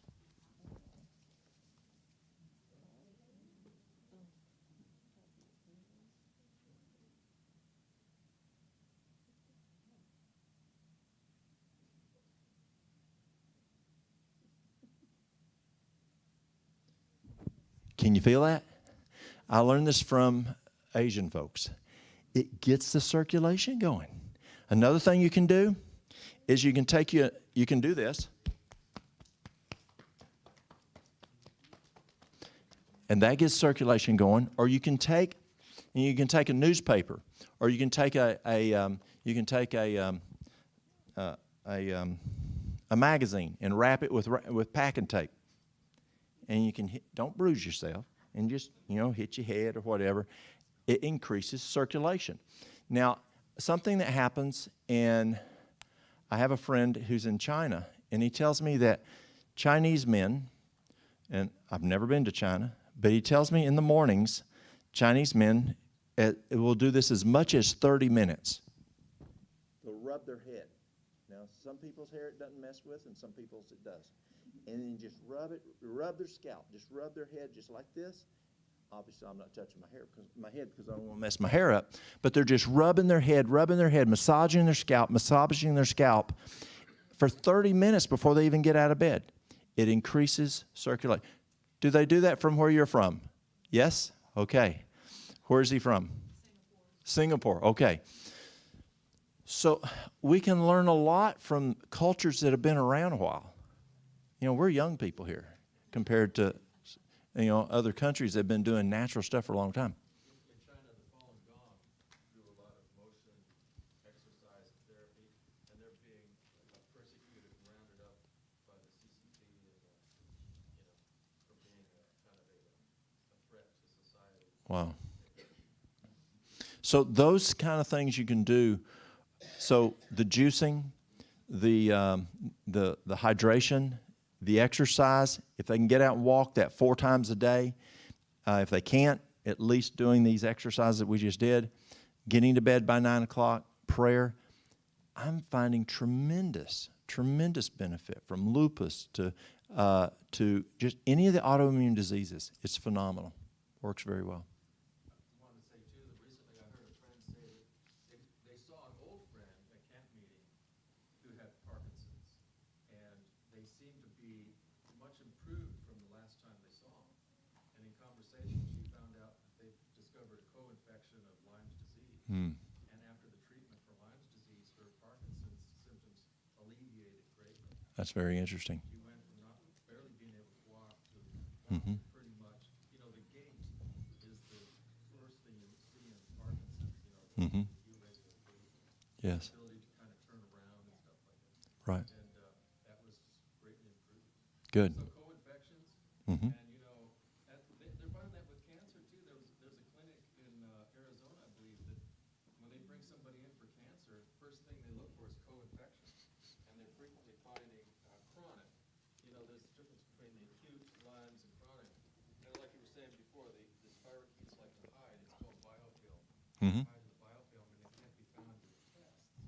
But and they keep trying to improve the test. But for chronic Lyme, frequently that's a co-infection that people just don't know they have, because it gets kind of sub-level. They hide it in biofilm, and people get used to chronic. That's just the way it is. That's the way. It's just they think they're getting older or whatever. Right. Another one you want to look at, and I'll come over here. There was regarding testing. I would have people come in and say, Walt, I'm having these issues, and I'd ask them if they had tested for issues with gluten intolerance. They say, yes, I tested for that, but it was negative. And they'd come back several years later. They come in and see me, and then several years later, they'd have other tests, and it would show up then later on. And it seems like it was around 2 years later that we had a positive test from when they first started testing. It was a negative test. So I was sharing it with a friend of mine who's a neurologist, and I said, it's almost to me like the test is not sensitive enough. And he said that's exactly what the VA found. The VA found that the testing for gluten intolerance is not sensitive enough, and it takes several years for you to get up to the level that the test will pick it up. So I thought that was quite interesting. And juicing, I've noticed a lot of stuff gets left behind, and you just have the juice. And I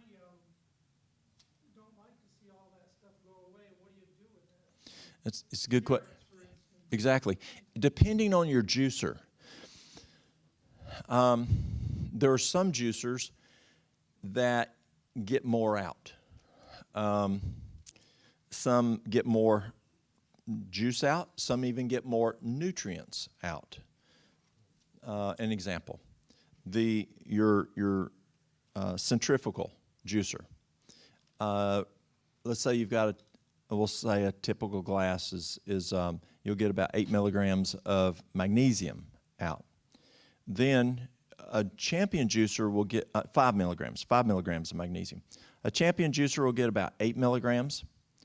A Green Star will get about 10 milligrams. And an Angel juicer will get 80 milligrams. Huge. It's called an Angel juicer. It's out of South Korea. Hard to get right now. But so we do a lot of juicing at our deli, and a lot of people with cancer and other health issues. So we changed up to the Angel because we're wanting as much nutrients for those sick people. Norwalk's probably a little better. It's going to be definitely in that same. No, I'd say it's probably it's very equal. Yeah, if maybe a little bit better, somewhere in there. Norwalk that's the Cadillac. Norwalk's your Cadillac. There you go. If you can get a Norwalk, that's your Cadillac, but you're looking at about $2,300, brand new. Yeah. So what's left behind if you had a Norwalk, if you had the Angel, I mean, it's just dry fiber left. You've got it here in the juice. So what Mary Lou will do, we'll put it in our garden. When we had goats, our goats ate it, but we put it in the garden for compost. Also, sometimes Mary Lou, she's so busy now. Well, she was, but right now is her situation. But she would sometimes put it in some of her foods, in like her loaves or whatever. She's the cook. I don't know, but she'd put it in the food to make burgers and whatever things she'd use it for. Yes, sir. I just looked it up. You can get an Angel juicer on Amazon for anywhere between $1,300 to $1,800. That's correct. That's what they run. Yeah. Angel is not. Okay, you like a centrifugal would be like your Breville or your Jack LaLanne. The Jack LaLanne just spins. Your Angel is more like a cold press. It's a twin gear, but it goes very slow. It just squeezes it. Yeah, it's like the Green Star, or the Green Power, but it's a little slower, and it's stainless steel, and it's. We used to use the Green Star, and we thought, well, that's probably good enough. And then we went to the Angel and started testing it, and it was a lot better. Yes. Going back to the stimulation, which gets the blood flow going, and I know every organ's got to have as much blood flow as it's designed for. Can you think of anything to add to that would help macular degeneration? For macular degeneration, there's a new product out on the market. It's called Armor, I think. I think he's a surgeon. His wife is a nutritionist. The first item he came up with, the company is called Wise Choice. Wise Choice. He's out, I think, in California. The first product he came up with was Can-C, CAN-C, and it works for floaters. It works for cataracts. Vets use it for dogs works very good for dogs for cataracts, even faster than humans. It's got N-acetylcarnosine in it, I believe is what's in it. Then he came up with Armor, and Armor deals with the macular degeneration. You said macular degeneration, yes. Another item that's good for macular degeneration is It's in calendula, or some people say calendula, but that has that chemical in it, which helps their macular degeneration. So I would check with Wise Choice. That seems to be the best thing that I've seen right now for that issue. It has lutein. Lutein is what is in the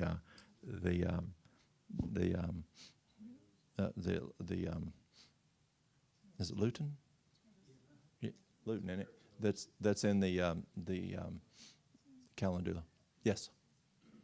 Is there anything that can replace, for your thyroid, the levothyroxine?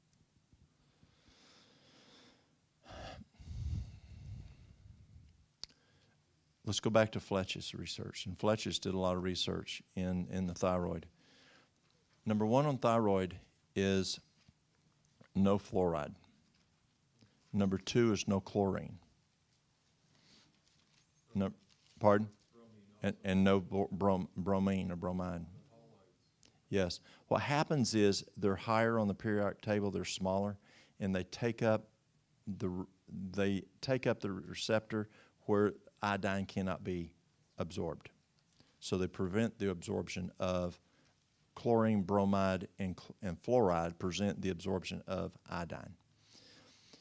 Chlorine is in your water. I was just reading a study just recently that said you get more chlorine from taking a hot shower than you do drinking your water with chlorine in it. So you can get like a filter, a chlorine filter on your shower. Then you're good. That's good. Fluoride can be in your toothpaste. Bromide is a dough enhancer, a dough preservative, so it's in wheat. It's in soft drinks. It's in food as a preservative. The next thing is going to Dr. William Davis, the guy we talked about the other day, who's been studying wheat since 1990. He's a cardiologist, and he found that when he'd have his patients stop, his cardiac patients who also had thyroid problems, he would have them stop doing wheat. It significantly improved the thyroid function. So American wheat messes with thyroid function. So those are the four no's. No chlorine, bromide, chlorine, fluoride, bromide, and wheat. But the things that Fletcher identified to go with, iodine. Now it depends on what the TSH is.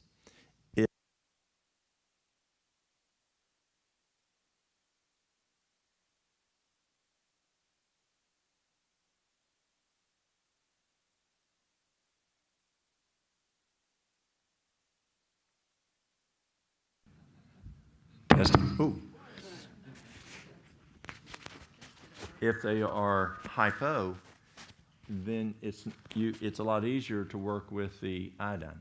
If they're hyper, you want to be careful with the iodine, a little more careful. With the hypo, Fletcher's would use between 12.5 to 50 milligrams.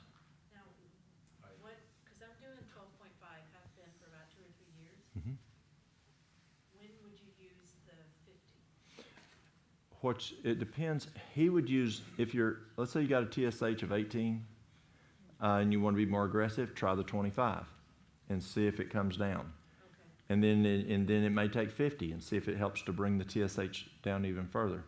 Now that's potassium iodide and potassium iodide and potassium iodine, which is your Lugol. Now Fletcher's found that the liquid only lasts in the system for about an hour and a half. When people put iodine topically and it absorbs, it does, but he found a lot of evaporation, as we do when you put an essential oil neat on your arm. You can have as much as 73% evaporation. That's one of the reasons you can put it with a carrier oil, because it can cut that evaporation down, especially like something expensive like frankincense. Well, what Fletcher's found was when you use that iodine transdermally, you lose in evaporation. When you take it PO by mouth, he found it lasts for about an hour and a half. Where he found if you use something like Lugotab from Hakala, you've got Lugotab, you've got Iodoral, you've got Ithroid, those guys, which are all the same thing, the same exact, just different companies. I know Hackala's, it's 12 and a half hour because it's time released. Then, so you got your iodine. Then you can do B2 and B3 between 250 and 500 milligrams of B2 according to Fletcher's, and 500 to 1,000 milligrams of B3. And B3 and B2 help your uptake of the iodine. The next thing Fletcher's would use is selenium, 200 to 400 micrograms of selenium, 30 to 50 milligrams of zinc. What kind of zinc? He wasn't that specific. You know, you've got your picolinate, you've got different ones. So I don't remember Fletcher's being really particular on that zinc. And then he used, pardon? I think what I brought some of my stuff. Mm-hmm. Just because you kept asking me questions. Yes. And I did not have the answers. Because, oh, geez, I mean, this is so crazy. And you know what? They told me I need to drink all of it. She told me, don't take all that. Anyway, I'm taking zinc. Glycinate? Picolinate. Okay, picolinate is one of them, yes. It's 22 milligrams per capsule. Okay. It's zinc, 22 milligrams. Yeah. Now be careful with zinc. I thought it was 50. It should be 50. So you can do 2 of those, easy. Be careful with zinc. If you take 50 or more, zinc can lower copper. So if a person has high copper, what does the doc do? He gives them zinc to lower the copper. So if you take 50 or more, you want to, because during this COVID things, people were taking 100 milligrams of zinc. There was a doc in Sevierville, she was prescribing over 200 milligrams of zinc a day with no copper. So I was concerned that her patients their copper was going to be significantly depleted. The other that Fletcher's uses is L-tyrosine, 500 milligrams of L-tyrosine. It's an amino acid.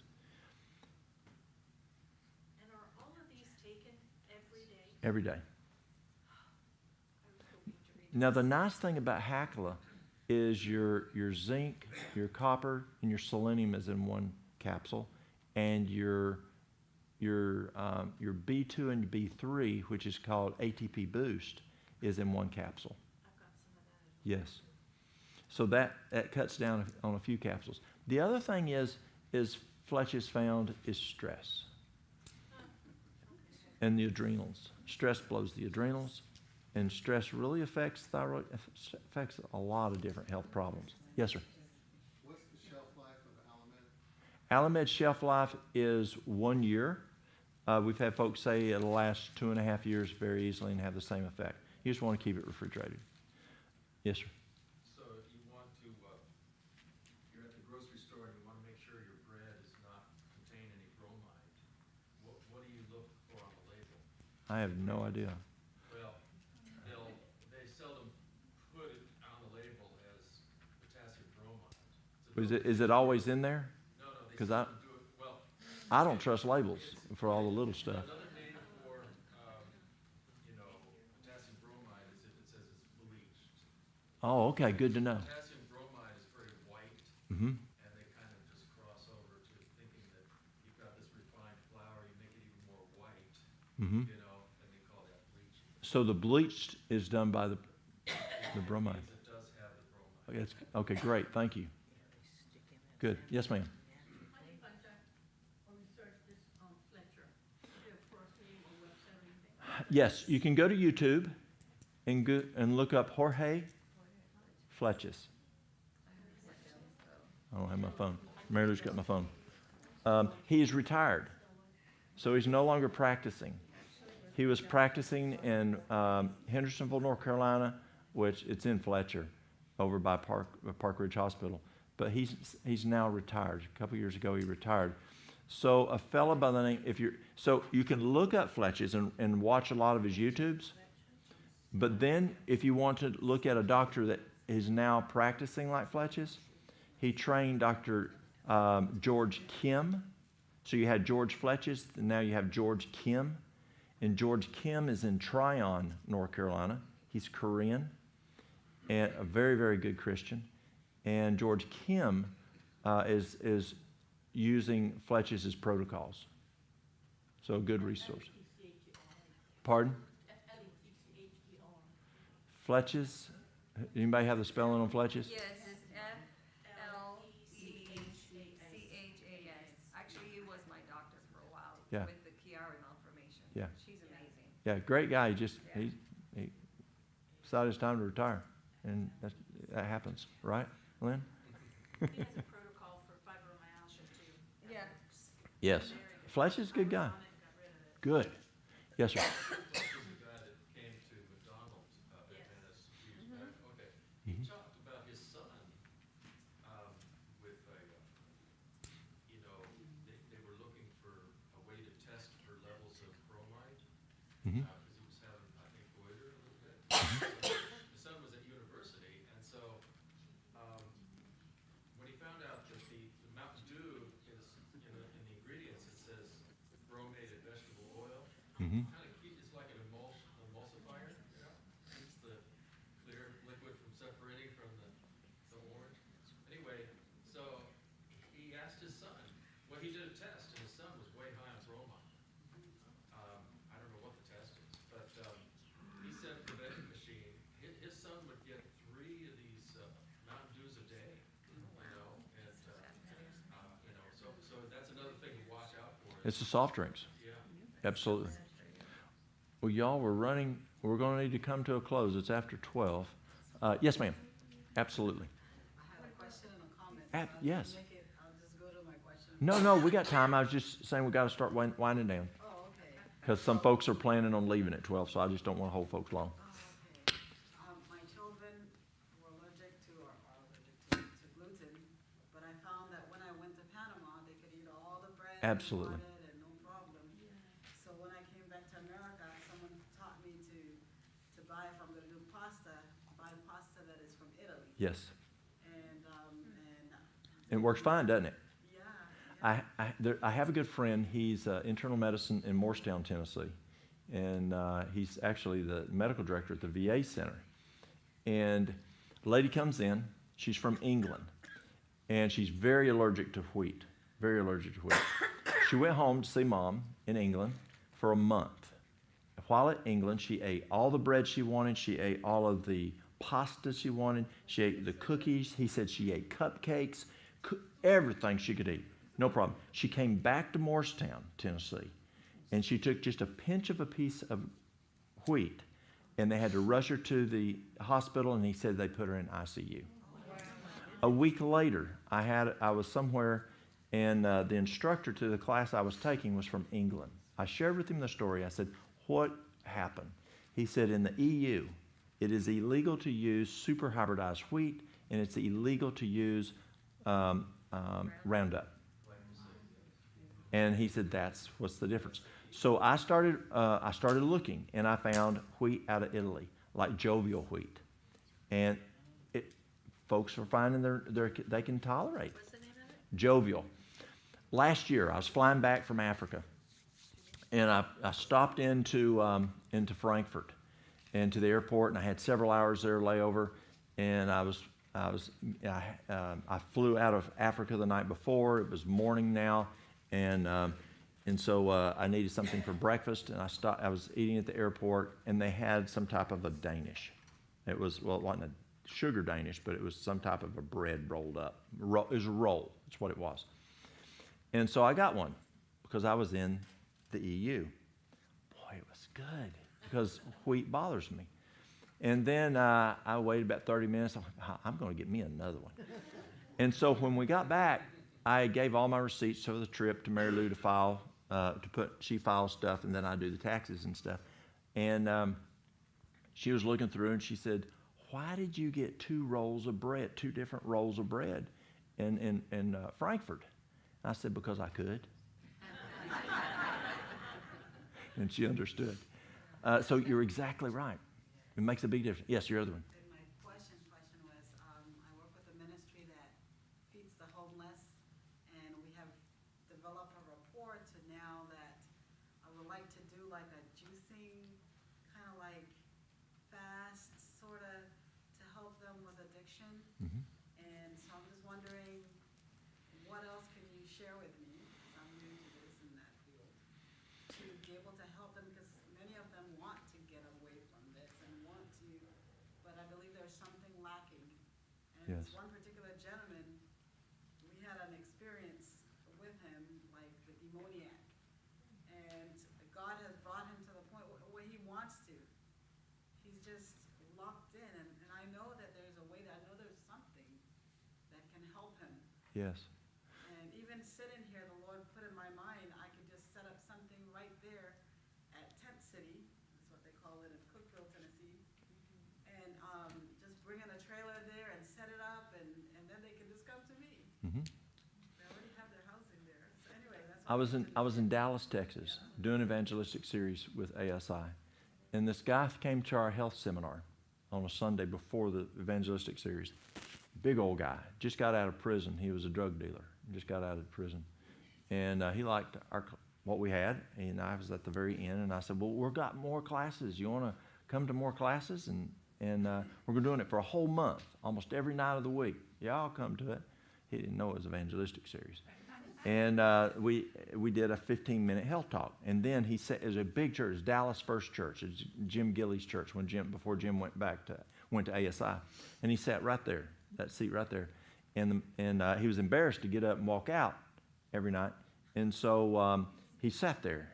And 2 weeks into it, about 10 days into it, he said, I asked him, I said, "So how is it?" He says, "Clear as mud."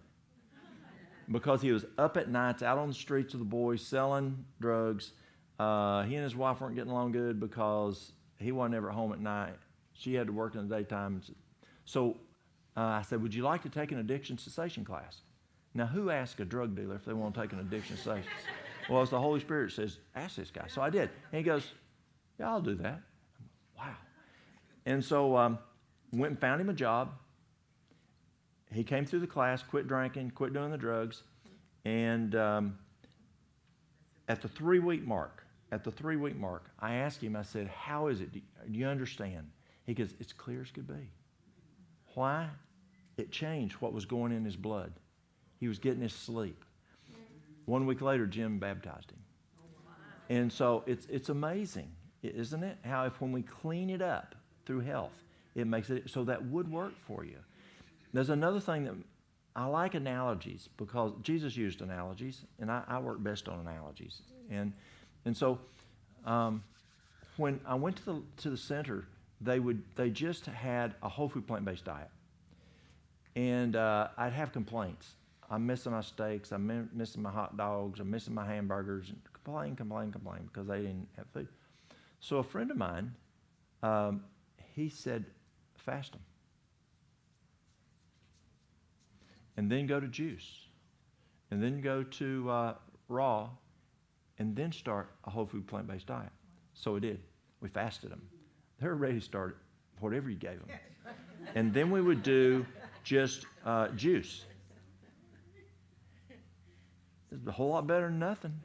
They were glad for it. And then when it came to, we get just raw fruit and raw veggies, salad. Wow, that's good tasting. And then when we went to the whole food plant-based diet, what we had been doing at the very beginning, there was no complaints. They were glad to have this food. And so sometimes you need to fast the patient till the food tastes good.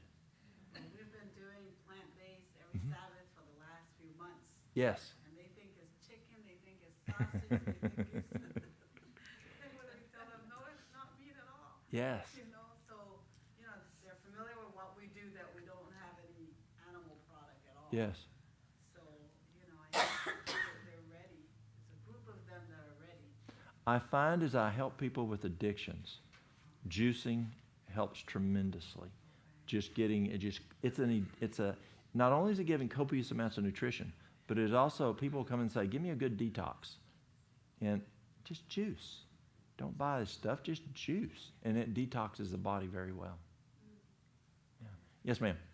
Couple of questions. First of all, a good friend was in a car accident. He was on a lot of hydrocodone and told me, "I'm still taking it. It's been almost a month ago." How do we get him off that and onto something that will take care of his pain? He had 6 broken ribs and a You got to find something that will help with the pain. Wild lettuce is good. Wild lettuce, take a quart of water, bring it to a boil, turn it off, put 1 cup of wild lettuce herb in there, and 1 cup of skullcap in there, all cut and sifted, and let it sit overnight, at least for a half hour. Strain out a quart every 2 hours. If that works well, try least dosing, but it works quite well for pain. It works for bone cancer. Another one that works good for pain is what Gershon found with the coffee enema. That can help with pain. I try the herbs first. I use the coffee enema last because why am I not into coffee enema? Why am I not into enemas? In 1913, my grandmother graduated from Florida Sand, and my grandfather. He went to work at Battle Creek. She stayed here in Chattanooga. And she started, at that time, highfalutin women in Chattanooga on 9th Street. Ninth Street used to be really rich folk years ago. And so she took care of those ladies on 9th Street back in the teens and the 20s. And there was a fad of enemas. And what grandmother found, now I never met her, she died of leukemia, but I met my grandfather, and he lived till I was 30-some years old, my great-grandfather. And he told me that these women got your body gets reliant on an enema to have a bowel movement. So she had a job. She just kept going around giving these highfalutin women enemas to have even a bowel movement. So coffee enema, I like it. I like herbal enemas. But if it's a long-term, it can have some issues with peristalsis. If that's the only way, just as Dr. Kobos found with his grandmother who had cancer, and when he went to Gershon, and he was able to totally discontinue her morphine. So the relationship, talking, all that was a whole lot better because she was zoned on the morphine. When they started using the coffee enemas, they discontinued the morphine. It was working, and so she could talk a lot better, and quality of life was a lot better.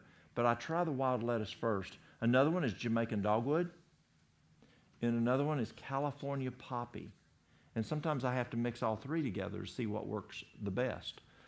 And that is a good possibility that may help. Hydration is also important. Dr. Batmanjati found that dehydration increases pain level, or increases the pain. I have a question. Hang on just a sec. We got a couple more still with her. Be right back. Mm-hmm. Anything that will help with Dupuytren's contraction? With what? Dupuytren's contraction. I don't. No. Anything else? Okay. This lady back here. There was a concern about. Hang on just a sec. The lady back here. You spoke of nettle tea Mhm. earlier, and you said that it affects the adrenals. Would it be helpful for a racing heart, or episodes of a racing heart when there's no known trigger? Is the cause adrenals? Oh, I don't know. I guess I assume that your heart is racing due to the adrenal glands being triggered, but you don't know what's triggering it. Well, definitely the adrenals are benefited by the nettle tea. There's also something called adrenasense. Adrenasense. It's I think it's 4 herbs. Ask Mary Lou. It's planetary herbs, maybe. I don't remember. It's adrenasense. ADRENA, then capital S, but all one word still. Sense, S-E-N-S-E, I think. Adrenasense works very well for the adrenals, along with the nettle. So you could see if that could be it. But also, hawthornberry is very good for tachycardia, because your heart racing is called tachycardia if it's over 100. Is it over 100? I have used Hawthorne. The brand that I have, it says not to use more than 14 days. It has helped with the PVCs, but I still have episodes of racing heart at night when I'm relaxed. How high is it going? How high is the pulse It going? doesn't go past 115. Okay, so it is over 100. So things that can help for those PVCs, for the tachycardia, magnesium's very good, up to bowel tolerance. Iodine is very good. The hawthorn is very good. And hawthorn capsules are fine to use. Usually folks will do around 400 milligrams a cap. They'll do 2 caps 4 times a day. Hawthorn, it lasts about 4 hours. And so you don't want to just use it once a day. You want to use it, say, 4 times. With Mary Lou, when she was having her issues, she was using it 6 times a day. But 4 times a day. And and the other thing you can do is you can take magnesium oil and rub it over the heart area. Transdermally it goes in. It's significant on helping with that issue also. Also, you may want to include the Duke diet. The Duke diet, which is the rice diet we talked about yesterday, the brown rice, 1 cup of brown rice and fruit, 1 cup for breakfast, 1 cup of brown rice and a salad for dinner. No oil, no dressing, no salt, no cheese, no meat. You can use squeeze some lemon juice or some salsa, and that is the best cardiac diet that Duke has found to address just cardiac function to work better. It works extremely well. Okay. Yes, ma'am. I have read that there are concerns that there are side effects on the wild lettuce medicine. The wild lettuce, I've used wild lettuce for right at 20 years. Who's heard of Bastyr University? Bastyr University is probably one of your best universities on ND school. It's an excellent program. You've heard of Bastyr, I'm sure. Dr. Mitchell is one of the founders of Bastyr. I don't recommend going to Bastyr. They're extremely good. I mean, you're going in, if you're taking your degree there, you're going and you're going in with the cadavers. You're going in. I mean, it's really good. You're learning your pharmaceuticals. It's an excellent school. The problem is they get into a lot of Eastern medicine, and so I don't like dabbling in that. But Dr. Mitchell was the co-founder. He's a very, very smart biochemist. And I called Dr. Mitchell about 17 years ago. It was 17 years ago I called him. And I said, Mitchell, this is the outcomes I'm getting with wild lettuce. Is there any contraindications you're aware of anything out there? Is there any problems with long-term use? And he said, Walt, I've used it for my whole career. And he said there is no contraindication with any medication, any other herbs, and you can use it long-term. There's not a problem. And so we've used it very, very long-term with folks and have not had any negative outcomes. What kind of magnesium are you talking about when you say there's magnesium citrate? Good question. There's different magnesiums. Magnesium is either like a rifle or a shotgun. So you can get pinpoint to an area like magnesium 3-8, magnesium L-3-8, and that is used for the brain. And so a neurologist may use that for Alzheimer's or dementia or whatever. Or you may have a magnesium that you're targeting just for peristalsis, for good bowel issues. And then there's some magnesiums like citrate that's very broad spectrum. And I like citrate because it's broad spectrum, like a shotgun. It just covers a lot of stuff. Some people don't like citrate because you do have some bowel intolerance. But also with magnesiums, you got to look at some have good absorbability and some have poor absorbability. And citrate has a very good absorbability, so you're absorbing it well. And some folks just don't like to deal with the intolerance and worrying with that. I say just go up to bowel tolerance, go down below it. Now, but I found some people who could not even tolerate 400 milligrams of mag citrate. And so then I'll say, okay, what are they needing it for? Maybe I need to go with something else, but if it's only just for leg cramps, then I'll just use a roller ball or a spray oil, and it takes care of the problem. There's a magnesium malate. Yes. That I like because the malate is a good chelator for aluminum.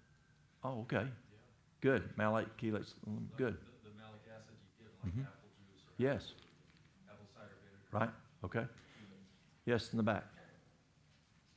You hear a lot about inorganic and organic minerals. Could you explain the difference and how you know you're getting one or the other? Oh, boy. What was the question? I'm trying to think of how to articulate that. It's from China and it says organic. You're not talking about organic just as being not like gardening. You're talking about inorganic. Yes. And I'm trying to think how to articulate that. Boy. Look for certified organic, it's different. No, he's looking for something different. We're looking about organic or inorganic as it, I can't explain that right now. I apologize. I can't pull that one up. See, I told you I couldn't remember everything.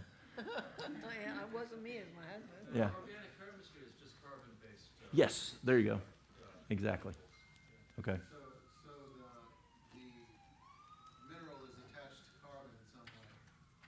Yeah. So the question is, how do you know you're eating that type of mineral that's easily metabolized? I can't answer that one. Sell you something. Yeah. Well, this, petroleum products are carbon-based, and so you don't want to eat a lot of that. So, it really doesn't. It's kind of a moot question, really, because it's not going to help you find the best. I mean, because it could be pharmaceutical chemicals are mostly, hydrocarbon-based, petrochemical-based. But that's organic. That is organic chemistry. So when I get magnesium citrate, then it's in the easiest form for the body to metabolize. It is easy for it to, yes, it's absorbed very well, yes. Yes, I apologize. I can remember it, but I just can't remember it. Okay, next. Now, you might be able to answer that question. Oh, well, from my perspective, when we talk about organic, inorganic, I think for the general public, I think when people talk about organic, inorganic, I think they are referring to organic being homegrown without any natural additive, as far as I can see that. Inorganic, I think, for most people now, is basically that it has been so-called humanly agitated or what called help, and then you add stuff to enhance the growth process. And I think, in general, I think that's how the public look at that. Yes, from like in gardening, yes. Yeah. Exactly. Yeah. So in reality, like when people ask me, I say, oh, this organic, inorganic, I say there is nothing different actually, because the growth process of germination begins the normal way, but it's what you add into the product or the soil to enhance its growth. Right? That's where I think most people should look at it. Okay. That's my understanding. Okay. Yes, ma'am. Are you talking about like iron? You have the inorganic iron that you weld with, and then you have the iron that you use for, that you eat. Yes. Is that what you're referring to as far as the difference between the two? Yes, similar to that. In In that different, case, what is with different minerals? how you can make a difference between the iron? Just good example, iron, what is inorganic and iron organic. That is, I guess, the question. Okay. I think that's where he's coming from, right? Yes. How do you know that it's not that type of iron? Well, somehow the body, God through his processes, takes that iron that is inorganic, Mhm. and transfers it, converts it through the soil and all the mechanisms. That's true. He does. Into a way now that the body can tolerate it. Yes. And when they're doing it chemically, they probably miss one of the processes that God has ordained naturally to take place. So the closer to food grade, I would imagine, yeah? Yes. You're exactly right. We would need to. Yes. Yes, ma'am. It's like a very, Thank you. Don't get the wrong impression, but if you want to share some of this information with your church, who may be here, or like an educational health thing, it is not permissible to duplicate these DVDs, right? Right? It's not permissible To do what? to duplicate the DVDs, right? Are they copyrighted? Are the The only restriction that Amazing Discoveries has on those is you can't duplicate it and sell it. Oh, okay. You can show your friends in the church. Absolutely. And you can duplicate it and give it to somebody. You just can't duplicate it and sell it is all because Amazing Discoveries has rights to those DVDs. So I mean, the DVDs are not blocked or damaged. No. Okay. It's his information. Yes, sir. So you are associated with this amazing health, right? Amazing Discoveries. So you know Dr. Oz and all those people, right? I don't know Oz. Know of, but not personally, no. Yes. Okay. So as long as we don't sell it, As long as those DVDs you just got from Mary Lou, you can use them however you want to. You just can't copy them and sell them. That's the only restriction Amazing Discoveries has. Yeah. Yes, ma'am. On dementia. Okay. Regarding dementia, I did a study back in '85 in West Palm, and I found it quite interesting.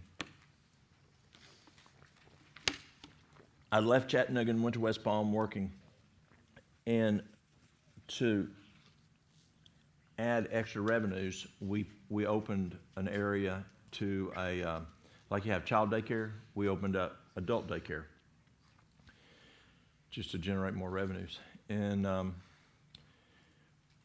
so I thought, a lot of those patients were feeder patients.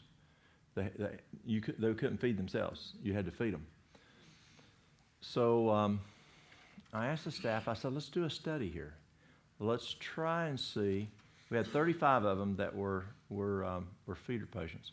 I said, let's try doing, because I read about some things on Jeopardy-like questions. Now, most of these folks at that time, in 1985, these people were born in the teens or before the teens. And so we asked them Jeopardy-type questions of in their teens and 20s, what went on in that time frame. It could be what they ate, politics, World War II, World War I, it could be whatever. Throughout the day, we ask a lot of those Jeopardy-like questions when they were in their teens and 20s. The other thing we did is we gave them, I then got in trouble later doing it, by HCFA because they said it was demeaning. But I took one of those little balls, like the Tupperware balls that you stick squares and circles and whatever for a young child, and they would put those in there. Well, HCFA later told me on a JACO survey kind of thing, and HCFA survey, they said, well, that was demeaning because it's a baby toy. So we had to come up with other things to use. But that's what we used. We used those and the questions. At the end of 3 months, every single patient could feed themselves. 100%. I thought that was quite interesting. I didn't like it in West Palm, and so I got transferred back up here to the mountains. And so I don't know what happened with the study. I left, and so I don't know what continued improvement they had or if they even continued the study after I left. We do know that blueberries does have an impact. You can go to the Alzheimer's Disease Association onto their website, and they do have some research there. Go to NIH, and blueberries is probably one of your best there. And there was a study I read where they took mice, and they did just regular mice food, and mice live about 2 years. And so they had their control group, and then they had a group that they fed blueberries. Now the equivalent would be a quart a day, so that's quite a bit of blueberries.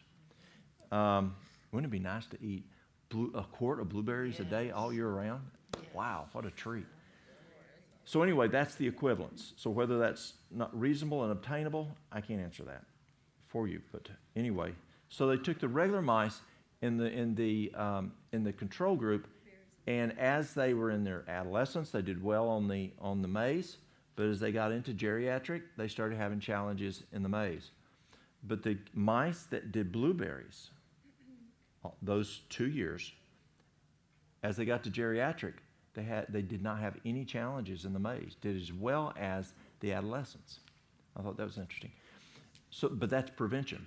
But what about in your situation where a person has AD? Well, something's going on out there. You can tell where my other ear is. So they found that giving blueberry juice or eating a lot of blueberries, they actually found not only slowing down to stopping, but actually improvement in cognitive function. by giving blueberry juice. And if I remember correctly, it was like a cup or two of blueberry juice a day. So blueberries are good. Prevention, going back to prevention, and that's not what you're asking for, but it's also used in treatment. And that's why I first learned about lithium from Nettle in his book Proof Positive. And then when I took his course on depression, doing Depression the Way Out, doing depression seminars from Nettle, the importance of lithium. But then I found that lithium orotate is also very good to prevent dementia. I have a friend who's an herbalist, and her mother was having challenges with the Alzheimer's fits. You're familiar with Alzheimer's fits, where they just go rage. It's called an Alzheimer's rage. And what they were using in Jacksonville there was they would use lithium orotate at 100 milligrams, which is, usually we don't see folks going over 40 milligrams, but they were using 100 milligrams on on Alzheimer's rages, and having very good success on calming that patient down with the rage. One of the things I did learn with Alzheimer's is there was a time in the 80s when it was felt that we needed to do reality orientation. And Mrs. Jones says, I'm waiting on my husband, and you got to do reality orientation with Mrs. Jones. Your husband's dead. What? My husband's dead. And boom, they go through it again.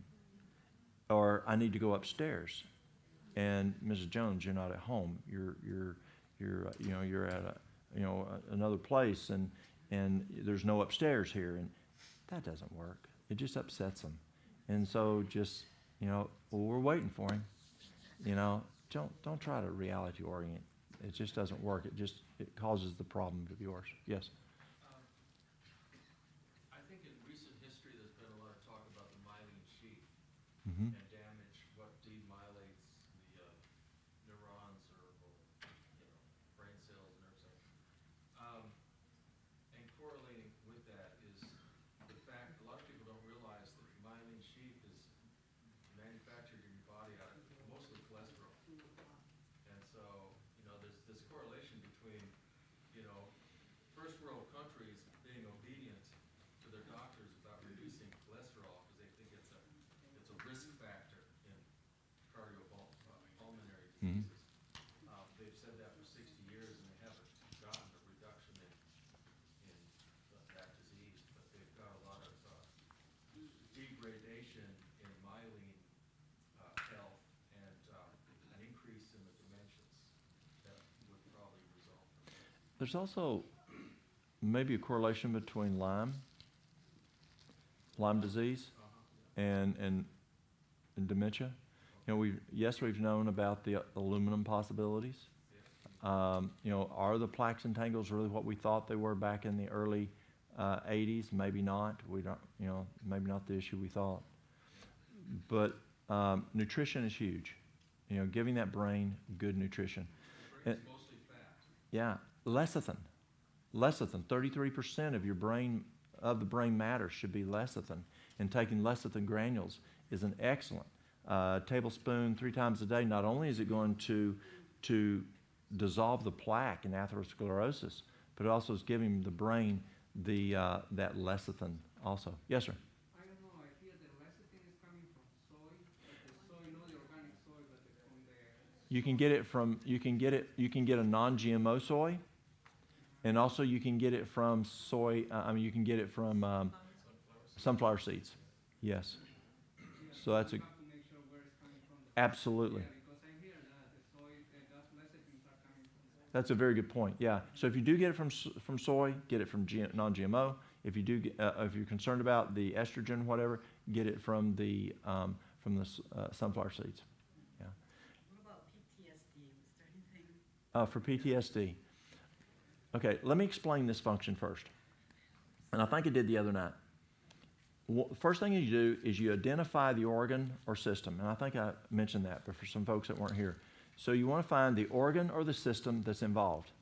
And then you want to find the organs and systems that may affect that organ and system that's having the challenges.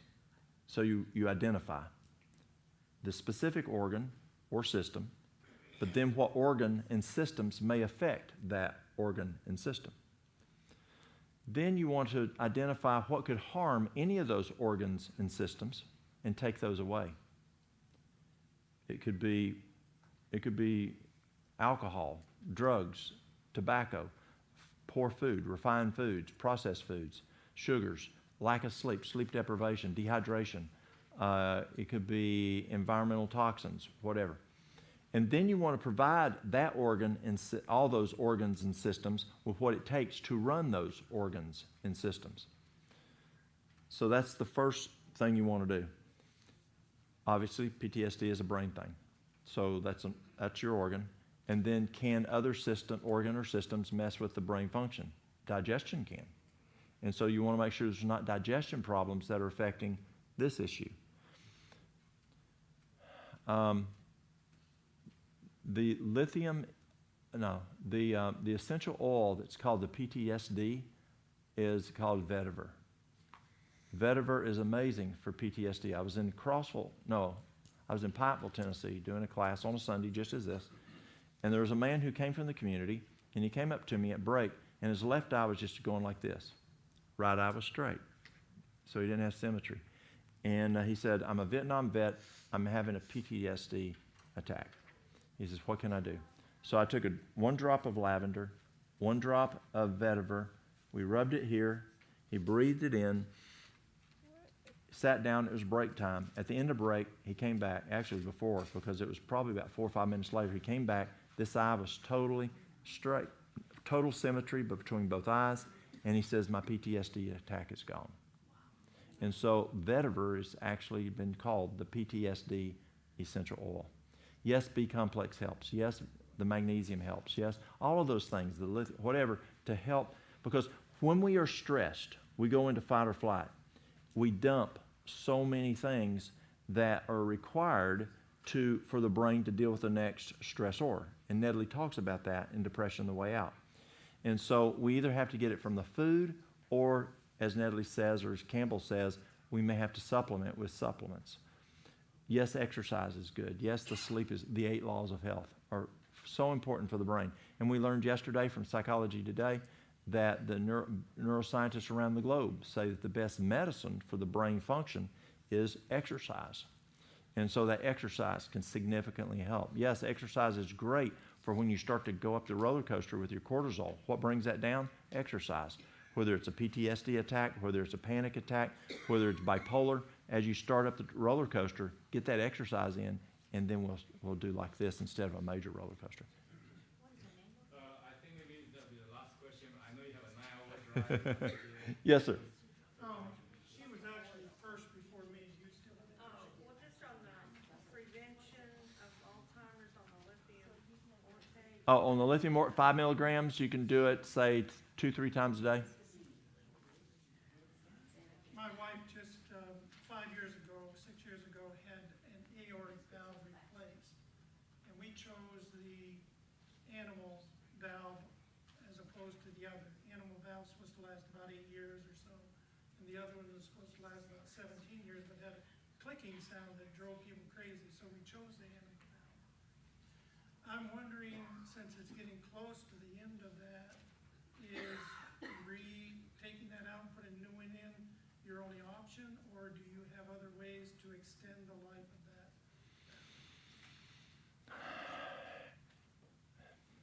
You're probably going to have to replace it. The thing is, you want to cause the least amount of stress on that valve as possible.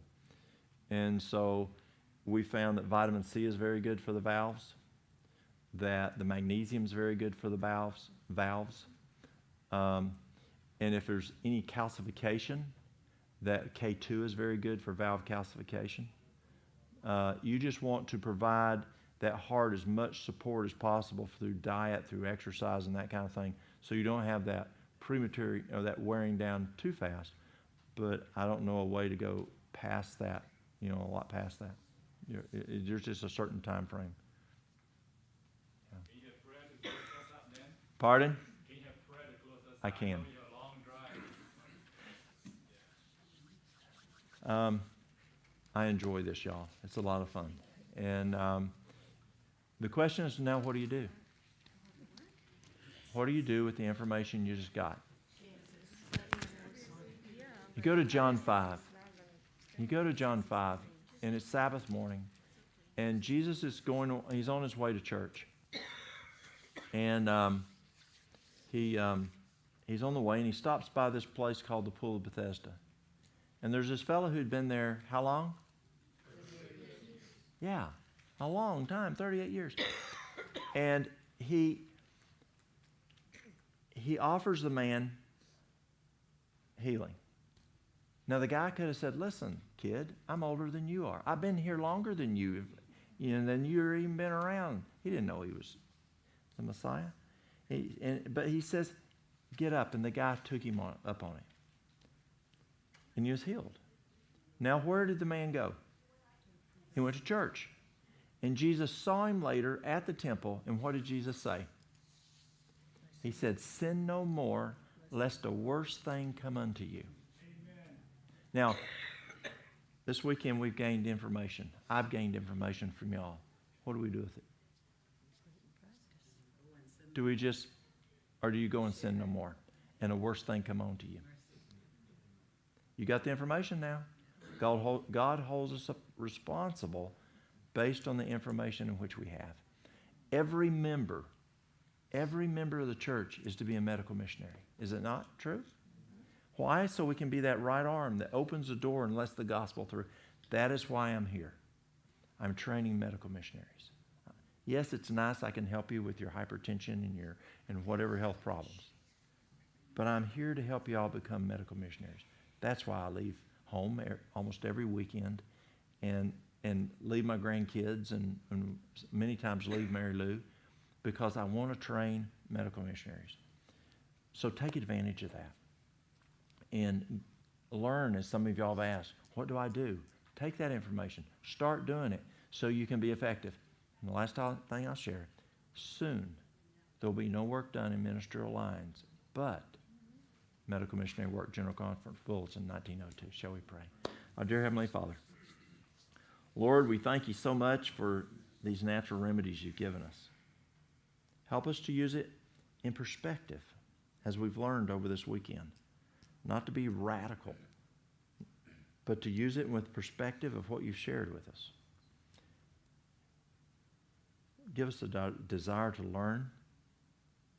Help us to have knowledge, good, healthy knowledge. And Lord, then help each one of these folks apply it and bless them as they help their neighbors, their families, and those that they come in contact with. Show them how they can point that sin-sick soul to your Son. And Lord, as we head home, send your angels before us. Give us safety as we travel. We ask this in Jesus' name. Amen.